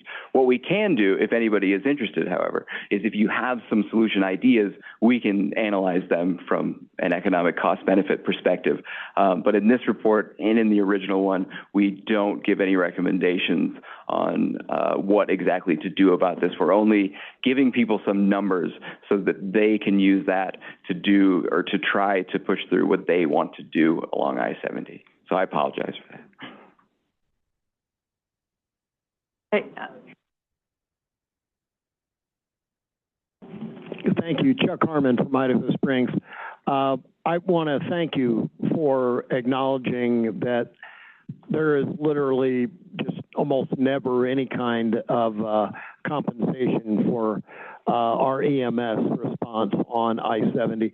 It's particularly difficult for small communities that have large swaths along I-70. As Commissioner Lloyd pointed out, we have about 60 miles. But it's kind of a double whammy in the winter because we have a lot of visitors that they're unfamiliar often with driving in those conditions. Also, they're often in rental cars that they're not familiar with. And to compound things further, normally the rental cars do not have any kind of adequate snow tires or anything like that. So it really is a bad mix for a small community with very limited budgets. And I'll get off my soapbox, but I just want to thank you for acknowledging, because a lot of folks don't know, it's a national problem. I mean, I think the poor folks out in Lincoln County, say around Lyman, are probably experiencing the same thing with the ground blizzards, but it's really difficult if you're in the foothills and, you have this very developed ski industry. We absolutely take it on the chin when it comes to EMS response, and thank you for acknowledging that. Perhaps one day something will be done with compensation or reimbursement for EMS. And I do want to say that when that question was first, or when the idea was first raised to me, and I sort of started thinking about it, I immediately hit on that this is something that needed to go into a larger section of the revised report because there's an asymmetry there that has the potential, well, probably already is causing some pretty significant issues. So we will be including that before our final draft goes out. All right, I have Director Ward, Director Hulting, Director Mulvey. Director Town in the queue. Thank you, Madam Chair. Thank you very much for the presentation. I'm sure most anyone. My first question is, when you talked about the estimated capital improvement costs on the I-40, was it only road construction that you guys looked at, or was it a wider range of transportation options? Sure. So what we're doing here is there was the 2011 PEIS, which gave this sort of range. There was a lower bound, which we inflated up to, I think that ended up being about $2.9 billion in today's dollars, and the upper bound ended up being about $30 billion. It's not binary, that it's not just two things. They have a range of options that some people put together as ideas of capital improvements that they wanted to make along I-70. What we're really doing here is only saying, hey, we would love to have actually a more recent PEIS, just so everybody knows. I know it's a really long report and nobody necessarily likes to spend that much time on a report. But if what we're trying to do is give an idea of how these capital improvement costs change over time, as opposed to looking at the specific scenarios that are involved in what they're trying to do. Okay, I think that's a little, what word I want to use, so I'm going to skip over the word. There are a wide range of capital improvements that can be done with just a road. And so I think it's somewhat misleading to say, oh, we're just doing this range of options when you haven't specified what are those options. Just road? Do they include some levels of, does it include infrastructure? Does it include just getting trucks off the road? Does it include increasing air travel between Denver and Vail and Denver and Aspen and Denver and Steamboat or something like that? And that's not holistic of what those price tags could potentially be. Mm-hmm. Throwing a number out there, which I assume is just roads, considering this is. I think what you might be getting at, which is a good suggestion, is that we might want to go over a little bit more in the report of what is actually included in something like this, and possibly also look at other things that have been proposed and discuss that kind of construction impact. Is that generally what you think might benefit? Getting along the line of what I'm suggesting. Also, in the kind of report that you guys have done, when you study these costs for capital improvement, are we also including the costs for the local communities that then have to bear the traffic of where they're going, which generally is not included in, we're going to widen I-70, but we're not going to factor in that no parking or those new vehicles in or Idaho Springs or Breckenridge or, pick a place wherever they're going. But those local communities then have to bear that cost, and they're not receiving revenues necessarily to come with those dramatic increases in capital expenditures along with the associated maintenance.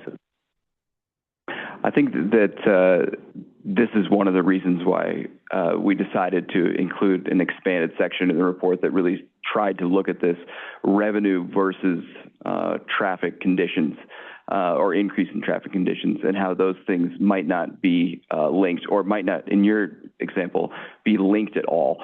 So I think that generally, when I think about this problem, I think about it as a complex system where some aspects of the system are not being fully analyzed, and how these aspects interact with the broader system and with each other are not, in my opinion, well understood or well analyzed.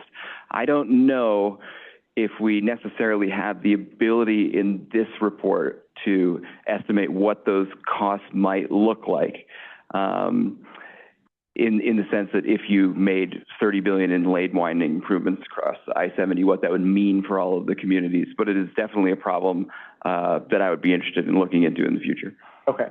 I would say, since you're soliciting solutions, sure. I would suggest that a more comprehensive study of alternative transportation, predominantly rail, because this is a lot of traffic we're trying to move, and as much as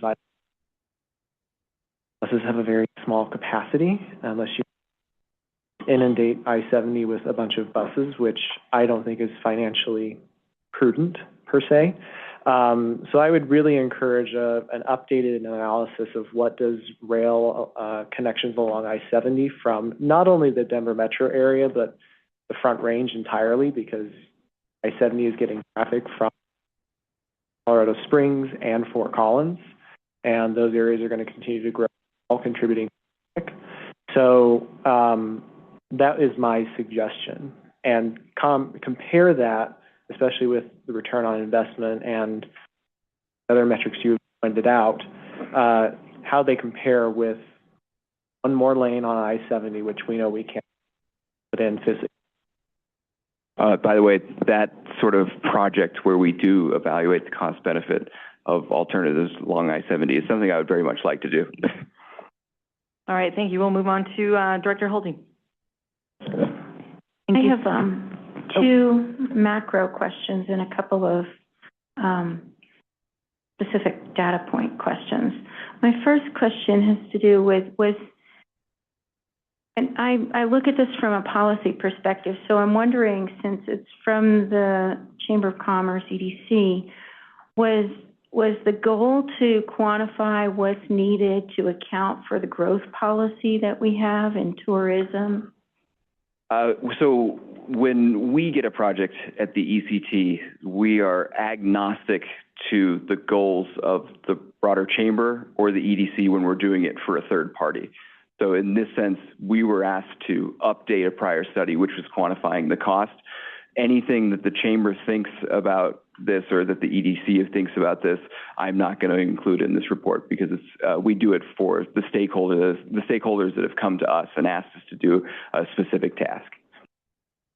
Thank you. So I'm seeing this as a broader policy slash income, economic impact of policy, and it's basically telling us that we need more money from somewhere that should go with the policy that generated this scenario of lots of traffic, such as growth, tourism.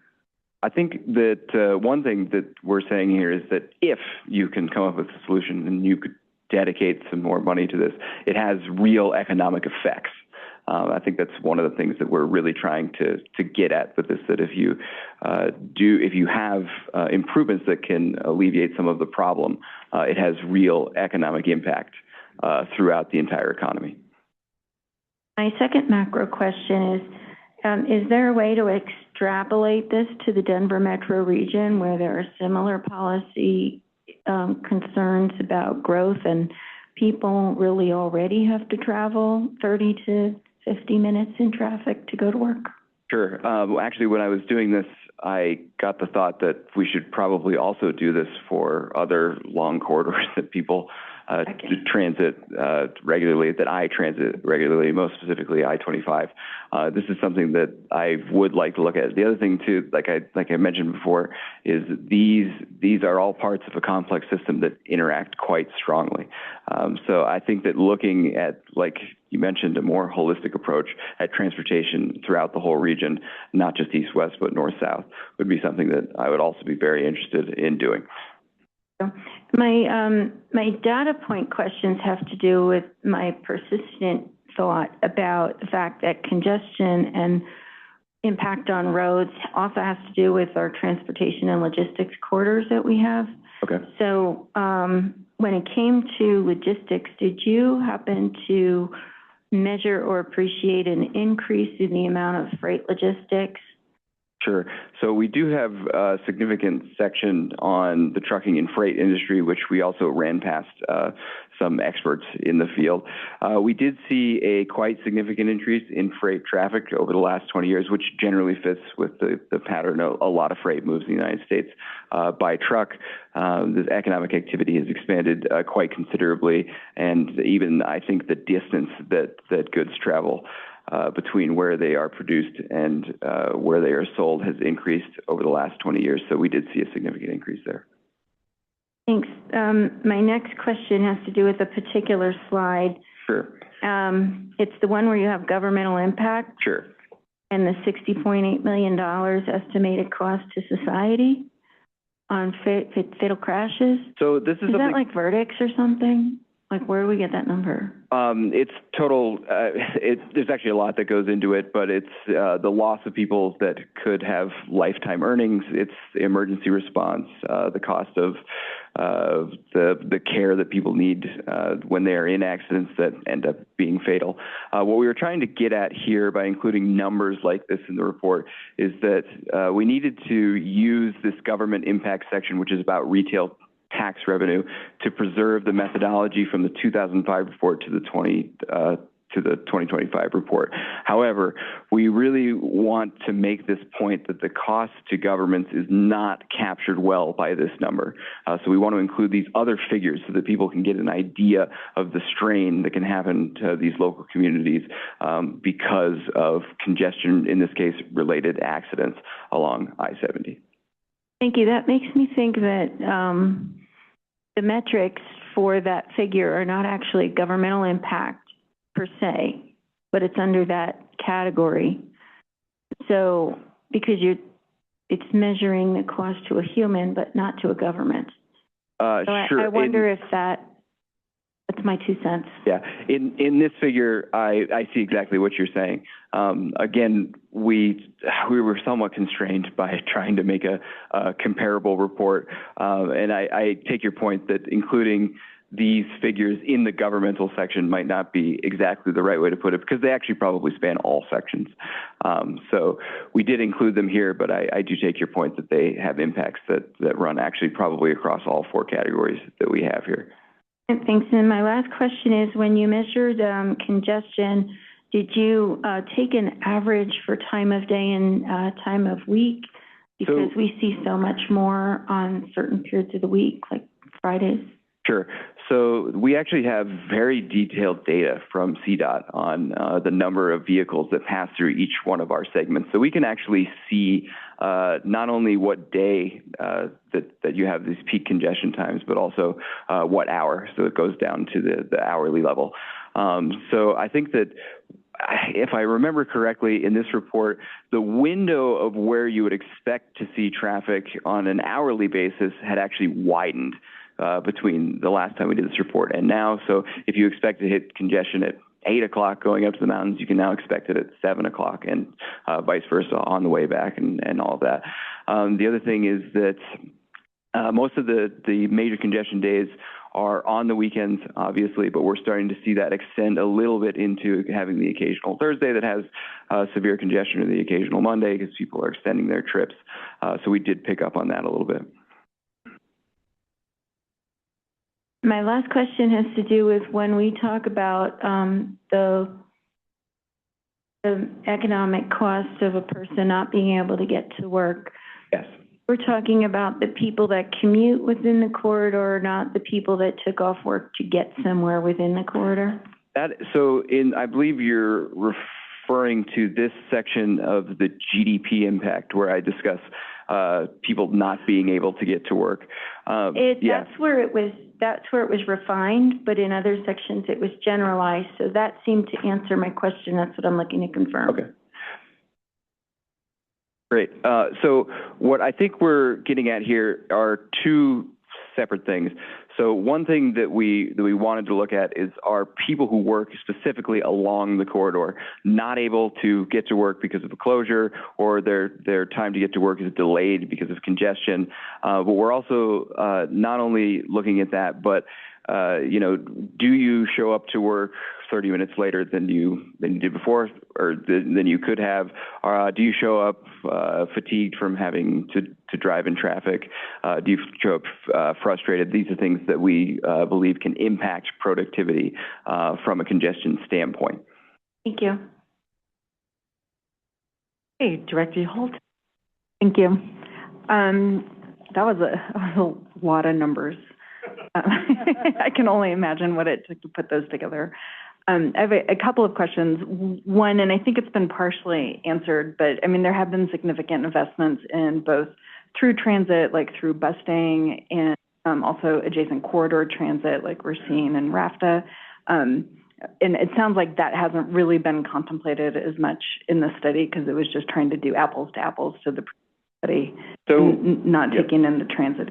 We addressed this phenomenon mostly in our extended section on base traffic conditions. I would say that our general conclusion has been that people are using alternatives to I-70 much more frequently than they did in 2005. However, this is not moving the needle on the congestion problem, primarily because 93% of traffic or of transit along the corridor is still done by vehicle. So I guess all of these things are good. They probably make the trend in the problem slightly more attenuated than it would have been without those alternatives, but it hasn't been enough to reverse that trend. Okay, I have 2 more sort of more economic focused questions. So the study in a couple different places looks at the diversion impact and then also contemplates the cost of construction, especially like the escalation of costs. Does the study take into consideration the cost of construction on the surrounding businesses? I mean, because like we're seeing diversionary cost, construction actually costs money to do, but construction actually has significant economic impact. So like to actually do the construction has also economic impact. So are those weighed in anywhere in the study? So we actually this question was raised after we put a draft of the report out, and it was raised again in one of my presentations. So there are some researchers that are doing work on this. There's a couple people down at CSU that are looking at the Floyd Hill project, and they're actually doing some pretty advanced econometrics that are trying to get at, hey, like what is the impact of both on businesses, retail sales, anything economic activity related. I have an email into them to get their data. I have the method and I've seen a little bit of it, but this is something that I want to include in the revisions to sort of talk about, hey, it's not a magic wand if you can't just automatically increase lane capacity without having disruptions, and this is something that has to again be weighed in a cost-benefit analysis. So it is something that I'd like to include, probably looking at a specific project like Floyd Hill as a case study in that sense. But yeah. I really appreciate that because we just had I live right off of I-70 in Wadsworth. I can hear I-70 when I'm falling asleep at night. Lovely. But the expansion of Wadsworth, just adding a lane in each direction, killed so many businesses in my district. And so like the real cost on like local economies of construction, I think important when we're starting to throw about really big numbers that probably start to feed into project prioritization and like programming big dollars. So I really appreciate that that's something that you flagged, and I really do hope that that finds its way in there because as local governments, that matters a lot to us. Sure. Also, from an academic, from the academic literature on improvement projects, one of the things that economists like to see paired with the construction project is some sort of support for the business community. I know that Denver's doing a little bit of it over on the construction they're doing on Colfax. This is something that economists like to see when you do a project, is pairing it with some sort of support for the existing business community that's affected over the time period of construction. Well, that can be added to the real cost of government on this. And then my last question is, so we are seeing the pretty significant cost of delays of these investments. So inflation is accounted in those sort of projections moving forward. There's, assumptions about where inflation is and kind of where it's going.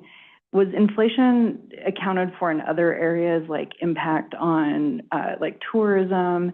Do we see, depreciation in the how much money people are spending when they travel? Do they decrease their trips? Are we seeing inflation show up in other measures, or is it really mostly in the cost of the construction? I would say, this is tough. So on the general retail sales picture for something like the Mountain Resort region, retail sales on an absolute basis have increased a lot, but on a real basis, they haven't actually increased that much. This is something that suggests to us that maybe the general elevated cost of living and cost of tourism is starting to put a little bit of a damper on people's willingness to spend as much or spend for as many days when they travel or when they engage in leisure activities. This is something that is somewhat covered in the report when we do our detailed analysis of the Colorado tourism sector. I would say I can tell you that the most recent increases in either the number of visitors or the amount spent or the time spent have not been terribly significant versus, say, the last 10 or 15 years or so. I don't know if I can draw the link too strongly on whether that's directly related or how much of it is directly related to inflation. It feels like some of it might be, though. I appreciate your answers. Director Kofod, how you pronounce your last name? Kofod, right. Thank you very much. I'm from Georgetown and Clear Creek County, and you heard from Director Lloyd and Director Harmon about the impacts to our county, and they're huge. They really are huge. And I really appreciate your reporting and looking at the data and everything else, because we are overburdened proportionately to our 9,000 people, and the impacts to EMS, which Director Harmon mentioned, and also the sheer impacts to how this affects our businesses. I know the year's been really tough on everybody, but we are going to lose businesses because of that construction at Floyd Hill. People just don't stop. And the other thing people are doing is they're taking 285. They're going a completely different way and avoiding everything. So I don't know what the solutions are, and I know that we're not here to discuss solutions. So I just wanted to say ditto to everything that has been said. It's been wonderful. I'm really glad that we're getting attention and that people are really looking at the realities of the numbers, the economics, and the real world dynamics of what we're living with. And I want to thank our commissioner here for the work that she does, and our other two commissioners. And we are all very happy to have your attention. So thank you very much. And thank you. Thank you. If I could just give a quick plug here.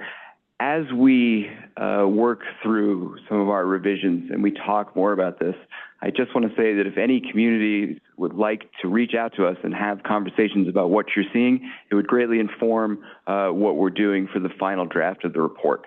I would love to. And how do I just get with you after the meeting? That sounds great. Okay. I'll leave some business cards over there too, and just in case. Yeah. Very good. Thank you. Thank you. Director Martinez.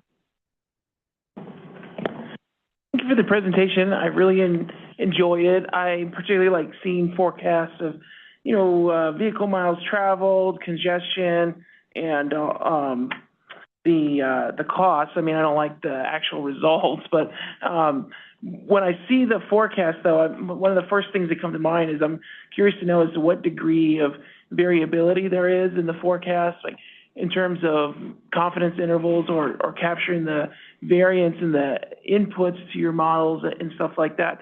So do you have, can you share some of those methods and degrees that you accounted for uncertainty when it comes to the assumptions and inputs to your model? Sure. So on the baseline traffic conditions, we are actually not doing our own modeling. We are using CDOT's predictions there. What I will say generally from a methodological perspective is that in terms of variability is that might actually be increasing as we see some pretty significant changes in stuff like population growth. So we've had some significant growth, maybe 1.7% per year, which was 0.7 percentage points above the U.S. average from, call it, 2010 to 2019 or so. That has decreased significantly. I think the most recent numbers are 0.8% a year. Most of our population, or most of the change from year to year in population increase comes from changes in net migration and changes state to state and also international. We think that both of those numbers, personally, I think both of those numbers are going to look not so great for the next couple years. So if, to the extent that this is based on population forecasts, I think that there is a significant amount of variability that could be in those estimates.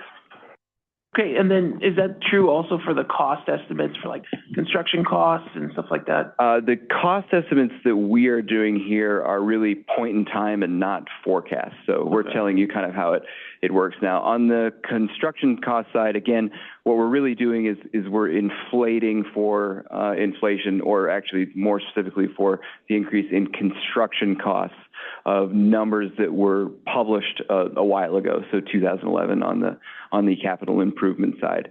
So that doesn't account for changes in what people might want to be done for capital improvements, and as the gentleman mentioned here, it doesn't include some of the other options that are out there either. Okay, great. And I guess my last question is just, would you be able to share the research, or just leave it with the staff on the research on the Floyd Hill project from Colorado State? Sure. As soon as I get it, actually, I was going to suggest maybe having them up here to talk to you all. It's CSU Ready that's doing the study there. So I've seen a presentation on the preliminary data that was given to the EDCC Data Committee, so I'm assuming they would be happy to talk to you all about it. I don't know what their actual publication route is for this, but I'm sure they'd be happy to discuss it all with you. Great. Well, thank you for coming in. I appreciate the great presentation. Thank you. Thank you. Any other questions or comments for Sean tonight?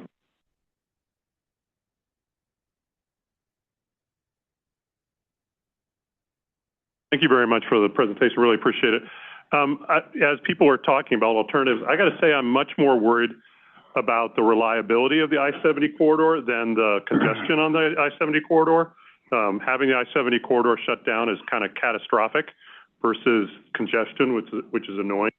So I would, as you're talking about alternatives, I'm much more interested in alternative route and investing there and I apologize if that's a sensitive issue because that is maybe taking money from some of our I-70 corridor towns. Okay, I don't want to step on toes, but and I know you guys are an important organization for advocating for our region, and I appreciate that. So thank you.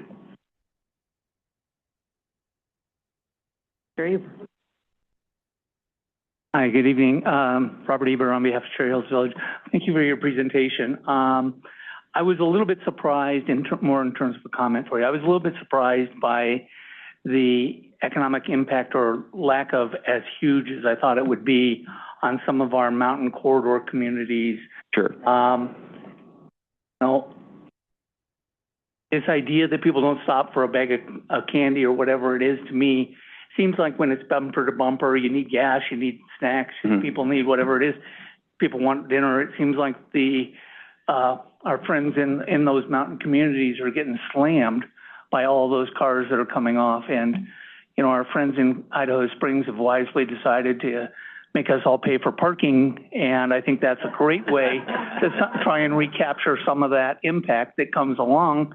I don't think it'll cover the EMS bill, but at the same time, I do think that there is, I expected a higher economic benefit from some of this congestion, frankly, than it sounds like you were able to document.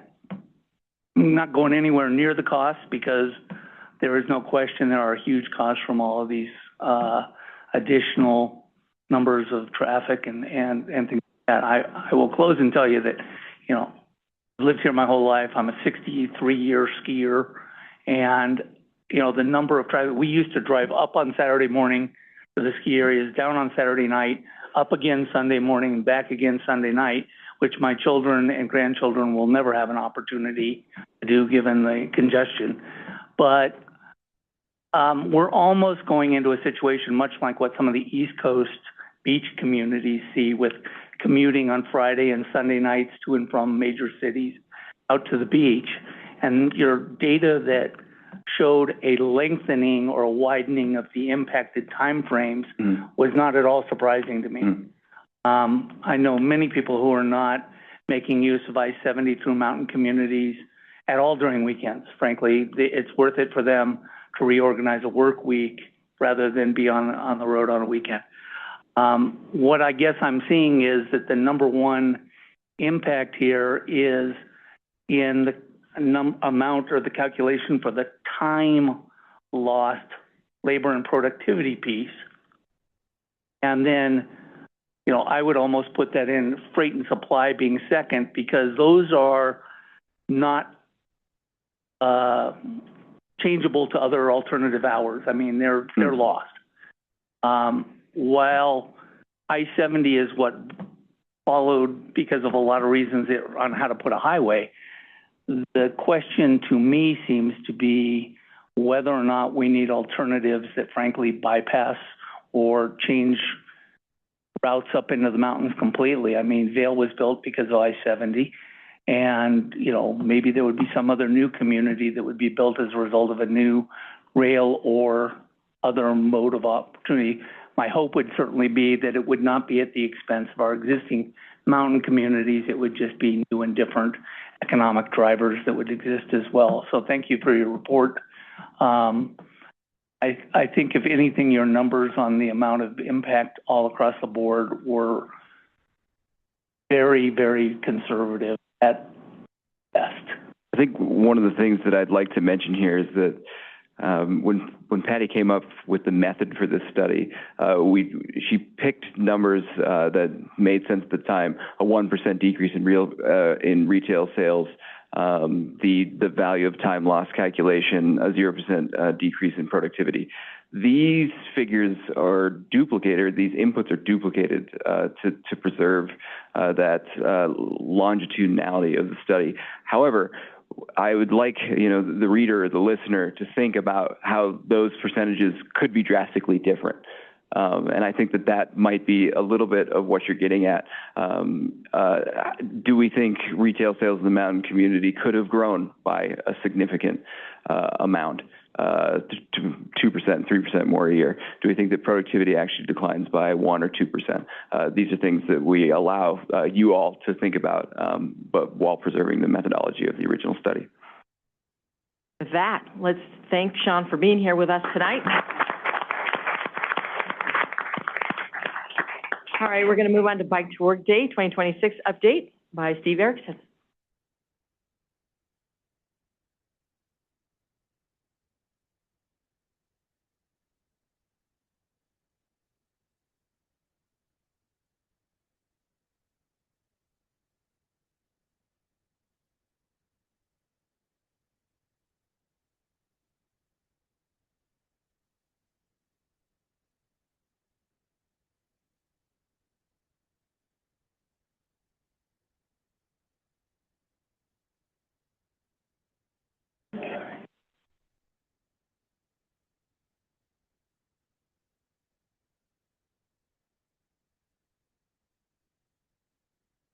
Thank you, Madam Chair, and good evening, everyone. I'm Steve Erickson. I'm the Communications and Marketing Director at DRCOG, and one of the best things I get to do is oversee the Way to Go program. I'm here tonight to talk to you about my favorite work day of the year, and that's Bike to Work Day.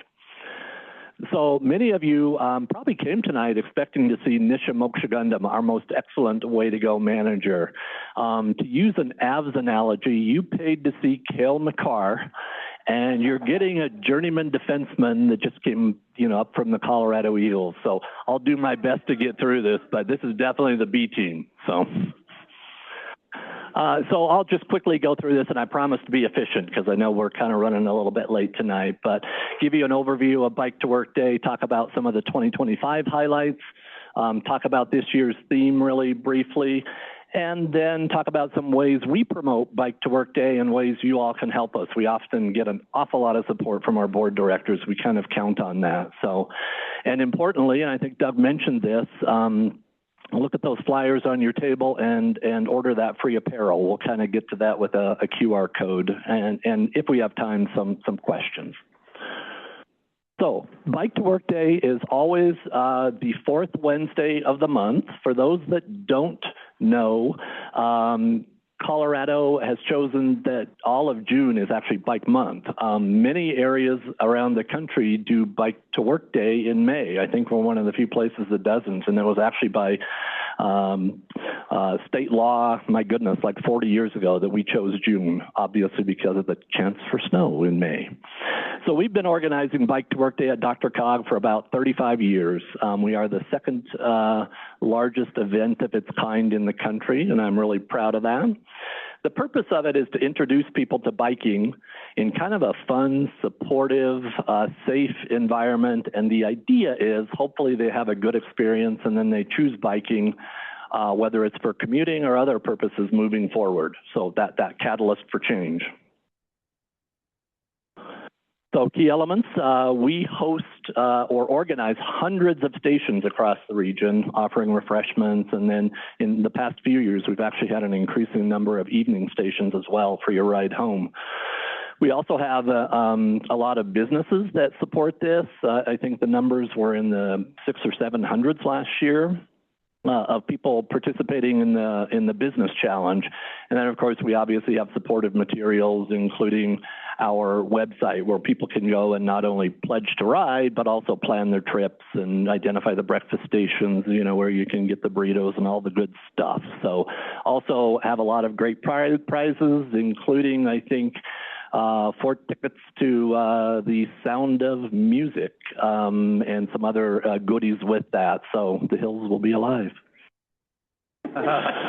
This year's theme I'm pretty excited about. I have an awesome design team. Amber Lieberman leads that team here, but they developed this year's theme, which is really ride and shine, and kind of is very positive and light, and really, encouraging people to have that bright start to their day on Bike to Work Day. One of the things that has changed a little bit the last few years post-COVID is we're not only promoting biking to work. We know a lot of folks are working from home. We encourage people to bike anywhere on Bike to Work Day. So if you're working from home, bike to the grocery store. Anyways, that sun imagery that I really like, it's so simple and bright, really reminds people that the biking not only connects you to the natural environment, but it's a healthy choice. So last year we had about 14,000 registered riders, 239 stations across the region, and 23% of our riders were first-time riders. I will say that, here's an area for improvement. We typically want to see 30% or more of first-time riders, again, kind of to meet that goal of introducing folks to cycling. So we're going to try to be better about that this year. Total VMT reduction, new VMT reduction related to Bike to Work Day was 622,000 miles. We do a follow-up survey about 2 months after Bike to Work Day just to sort of, measure the real impacts of that. So how does Way to Go promote the event? We have an email campaign. We have a list of about 80,000 folks that we're reaching out to, lots of social media posts.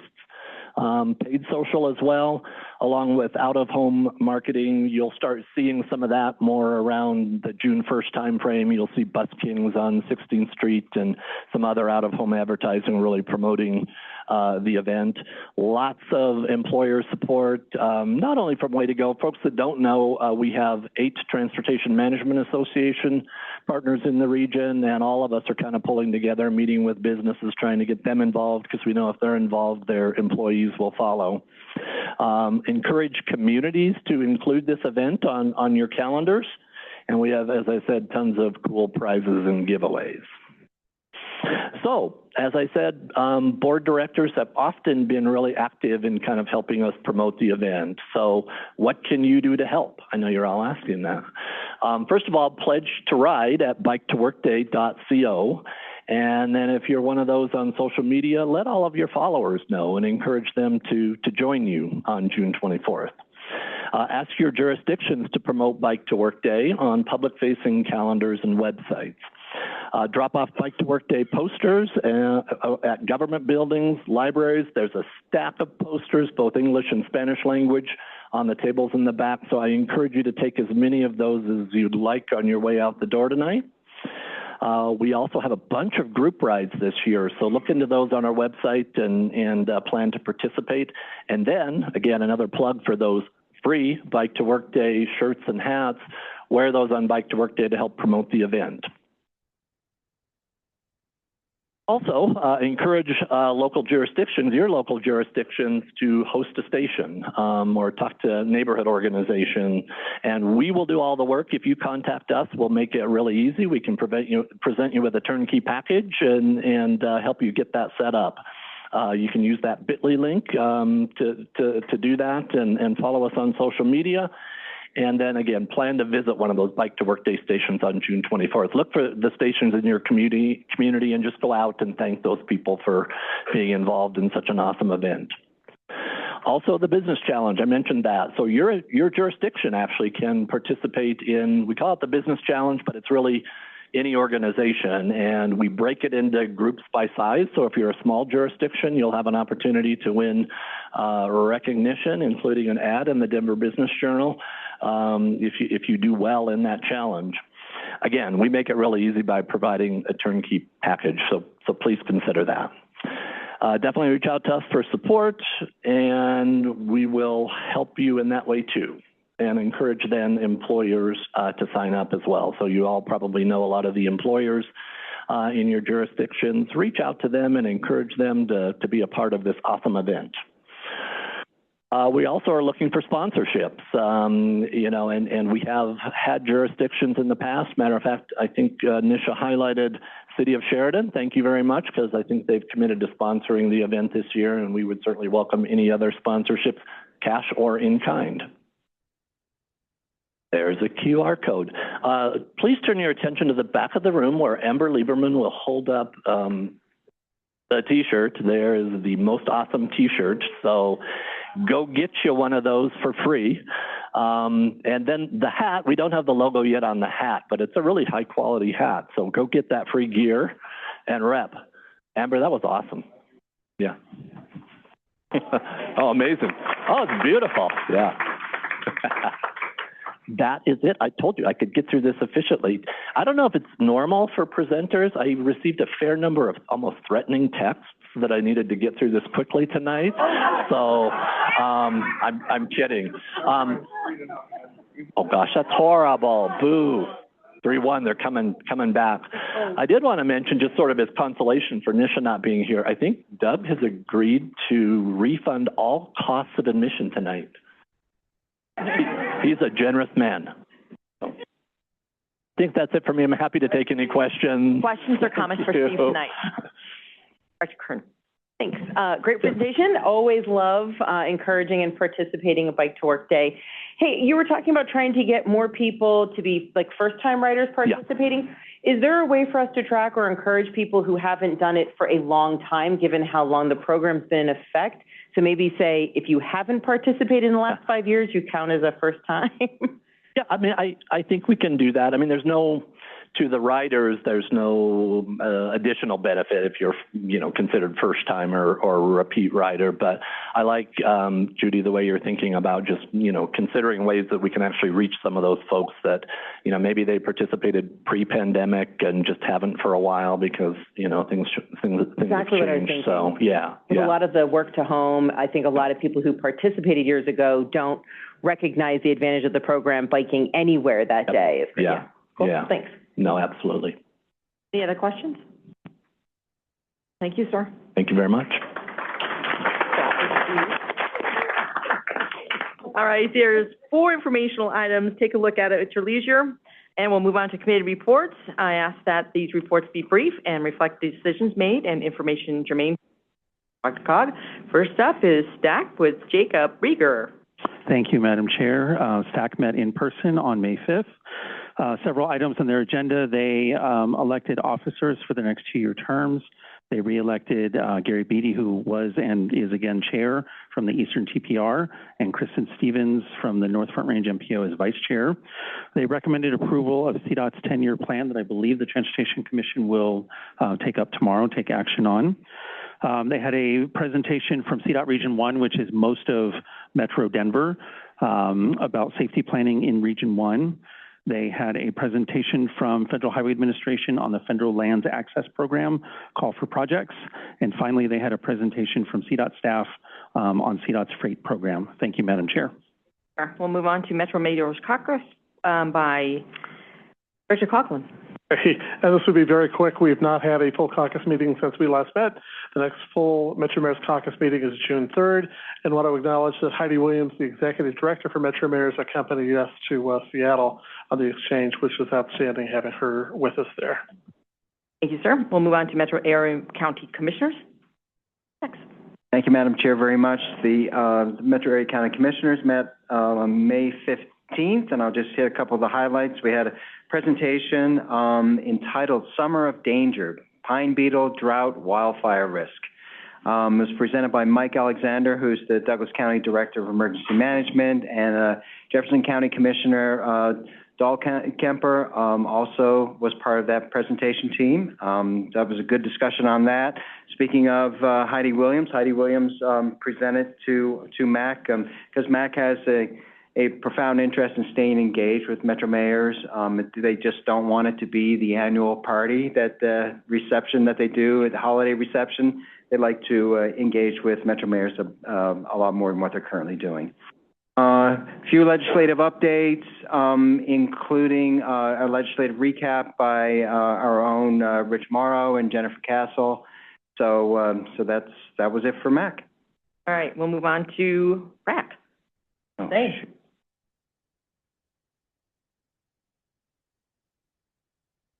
Closed it. But we met on May 1st. We got a presentation. We talked about legislative issues. We also got a presentation from Front Range Passenger Rail, in which the board or the regional council took a position of support to the initiative. I abstained from that vote, just so you all know, because we haven't taken up any action on it. Not that I'm opposed to it. Anywho, we also got some staff presentations just on heading into the ozone season. We got a good chance of if we have a half decent year of at least complying with the 2015 standard, not the 0.07 standard. That's going to be wild. Thank you. Move on to E470, Director Mulvey. Yeah, there was a number of financial reports given. The takeaway for this body is that the projected growth is higher in along the E470 corridor in Arapahoe, Broomfield, Douglas, and Weld counties, which is a little different than what we saw in the past. And so the focus on safety is going to go to those regions, as well as some maintenance and widening and things like that. There are heavy crash zones that were identified by CSP, and they're going to receive targeted enforcement. All right, we'll move on to EDC Advisory Committee Director Martinez. Thank you, Chair. The EDAC met on April 22nd, and one of the first items of business we did was recommend approval for the updated EDD map, which we just did earlier today with the consent agenda. The committee also discussed various working group topics, including childcare, zoning, and transportation. Some of the recommendations or discussions that we had include developing regional standards for minority business enterprises, creating a best practices repository, and exploring microtransit options. We also had a presentation from Lisa Armeo. She presented the ECSC, which is an intergenerational program that trains older adults to fill roles in early childhood education to address workforce shortages.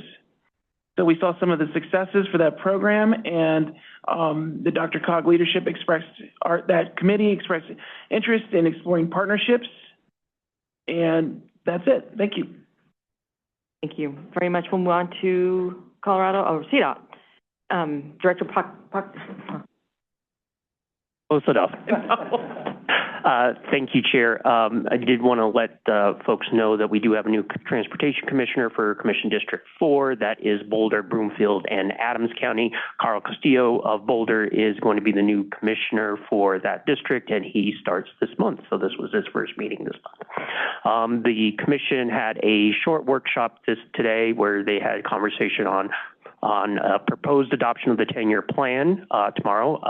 Just to note that that was projects of interest to the DRCOG region was presented at this board in January, but all that information is available at codot.gov if you're interested. A quick update on the policy regarding 1601, which is our interchange approval process. And I think that's about it for the commission tomorrow. So they'll meet tomorrow and go over that. And that concludes my report, Chair. Very much, sir. I will go to RTD. Director Quinn. Actually, a staff member, Chris Quinn with RTD Planning. Got upgraded. Well, I appreciate the promotion. Just a couple of items that I want to bring to the board's attention. First one being at the April RTD board meeting, the board did approve the appropriation of $5.58 million to complete the 90% conceptual design that will go to the BNSF for the joint service, which includes the Northwest Rail Corridor. Then the other thing that I wanted to bring to your attention is, I don't know if we've previously mentioned that we are going to be initiating, or we actually initiated our comprehensive operations analysis. That's going to be an 18-month effort, recognizing that travel patterns throughout the metro area have changed considerably. And so it's an effort to try to determine how we can better align our services with those new travel patterns. We're in the initial stages of getting that kicked off, and we expect the public component of that to start in the end of summer and wrap into high gear in the early fall timeframe. So that's all I have. Thank you. Thank you, sir. If anyone wants Sean Brogg's business card from Presslers, Jacob has them. Parking passes is Doug. There you go. Our next work session is June 3rd. Our next Board of Directors meetings is July 15th. There'll be no Board of Directors meeting in June, a month off. Bike. Not to hear. Are there any matters by any members tonight? Dr. Beer. Thank you. Briefly, I just wanted to tell everyone Happy World Bee Day today. We appreciate our pollinators, and also happy 1 month anniversary to the Erie Bee, which is our micro transit. We launched that a month ago. It's doing really great, and we're really grateful to DRCOG for all the support, and really excited to see how our community is taking up micro transit access. So come to Erie, download. I just got an update. We're 4 downloads shy from 1,400 downloads. So if you guys want to download the Bee app, that'd be great. So the Erie Bee. So thanks. Nice plug. Thank you, everyone, for being here. Director Kern. Thanks. I actually just wanted to let everyone know something interesting I learned. I went to a presentation with the Northwest Parkway and North Metro Fire, and there is an alarming need for assistance, I think, nationally, but in our state, because we really promote electric vehicles, in helping EMS firefighters pay for electric blankets that they use to put out electric cars that are on fire. They run $2,000 a pop. They're a one-use item because they are so toxic that they have to be disposed of when completed.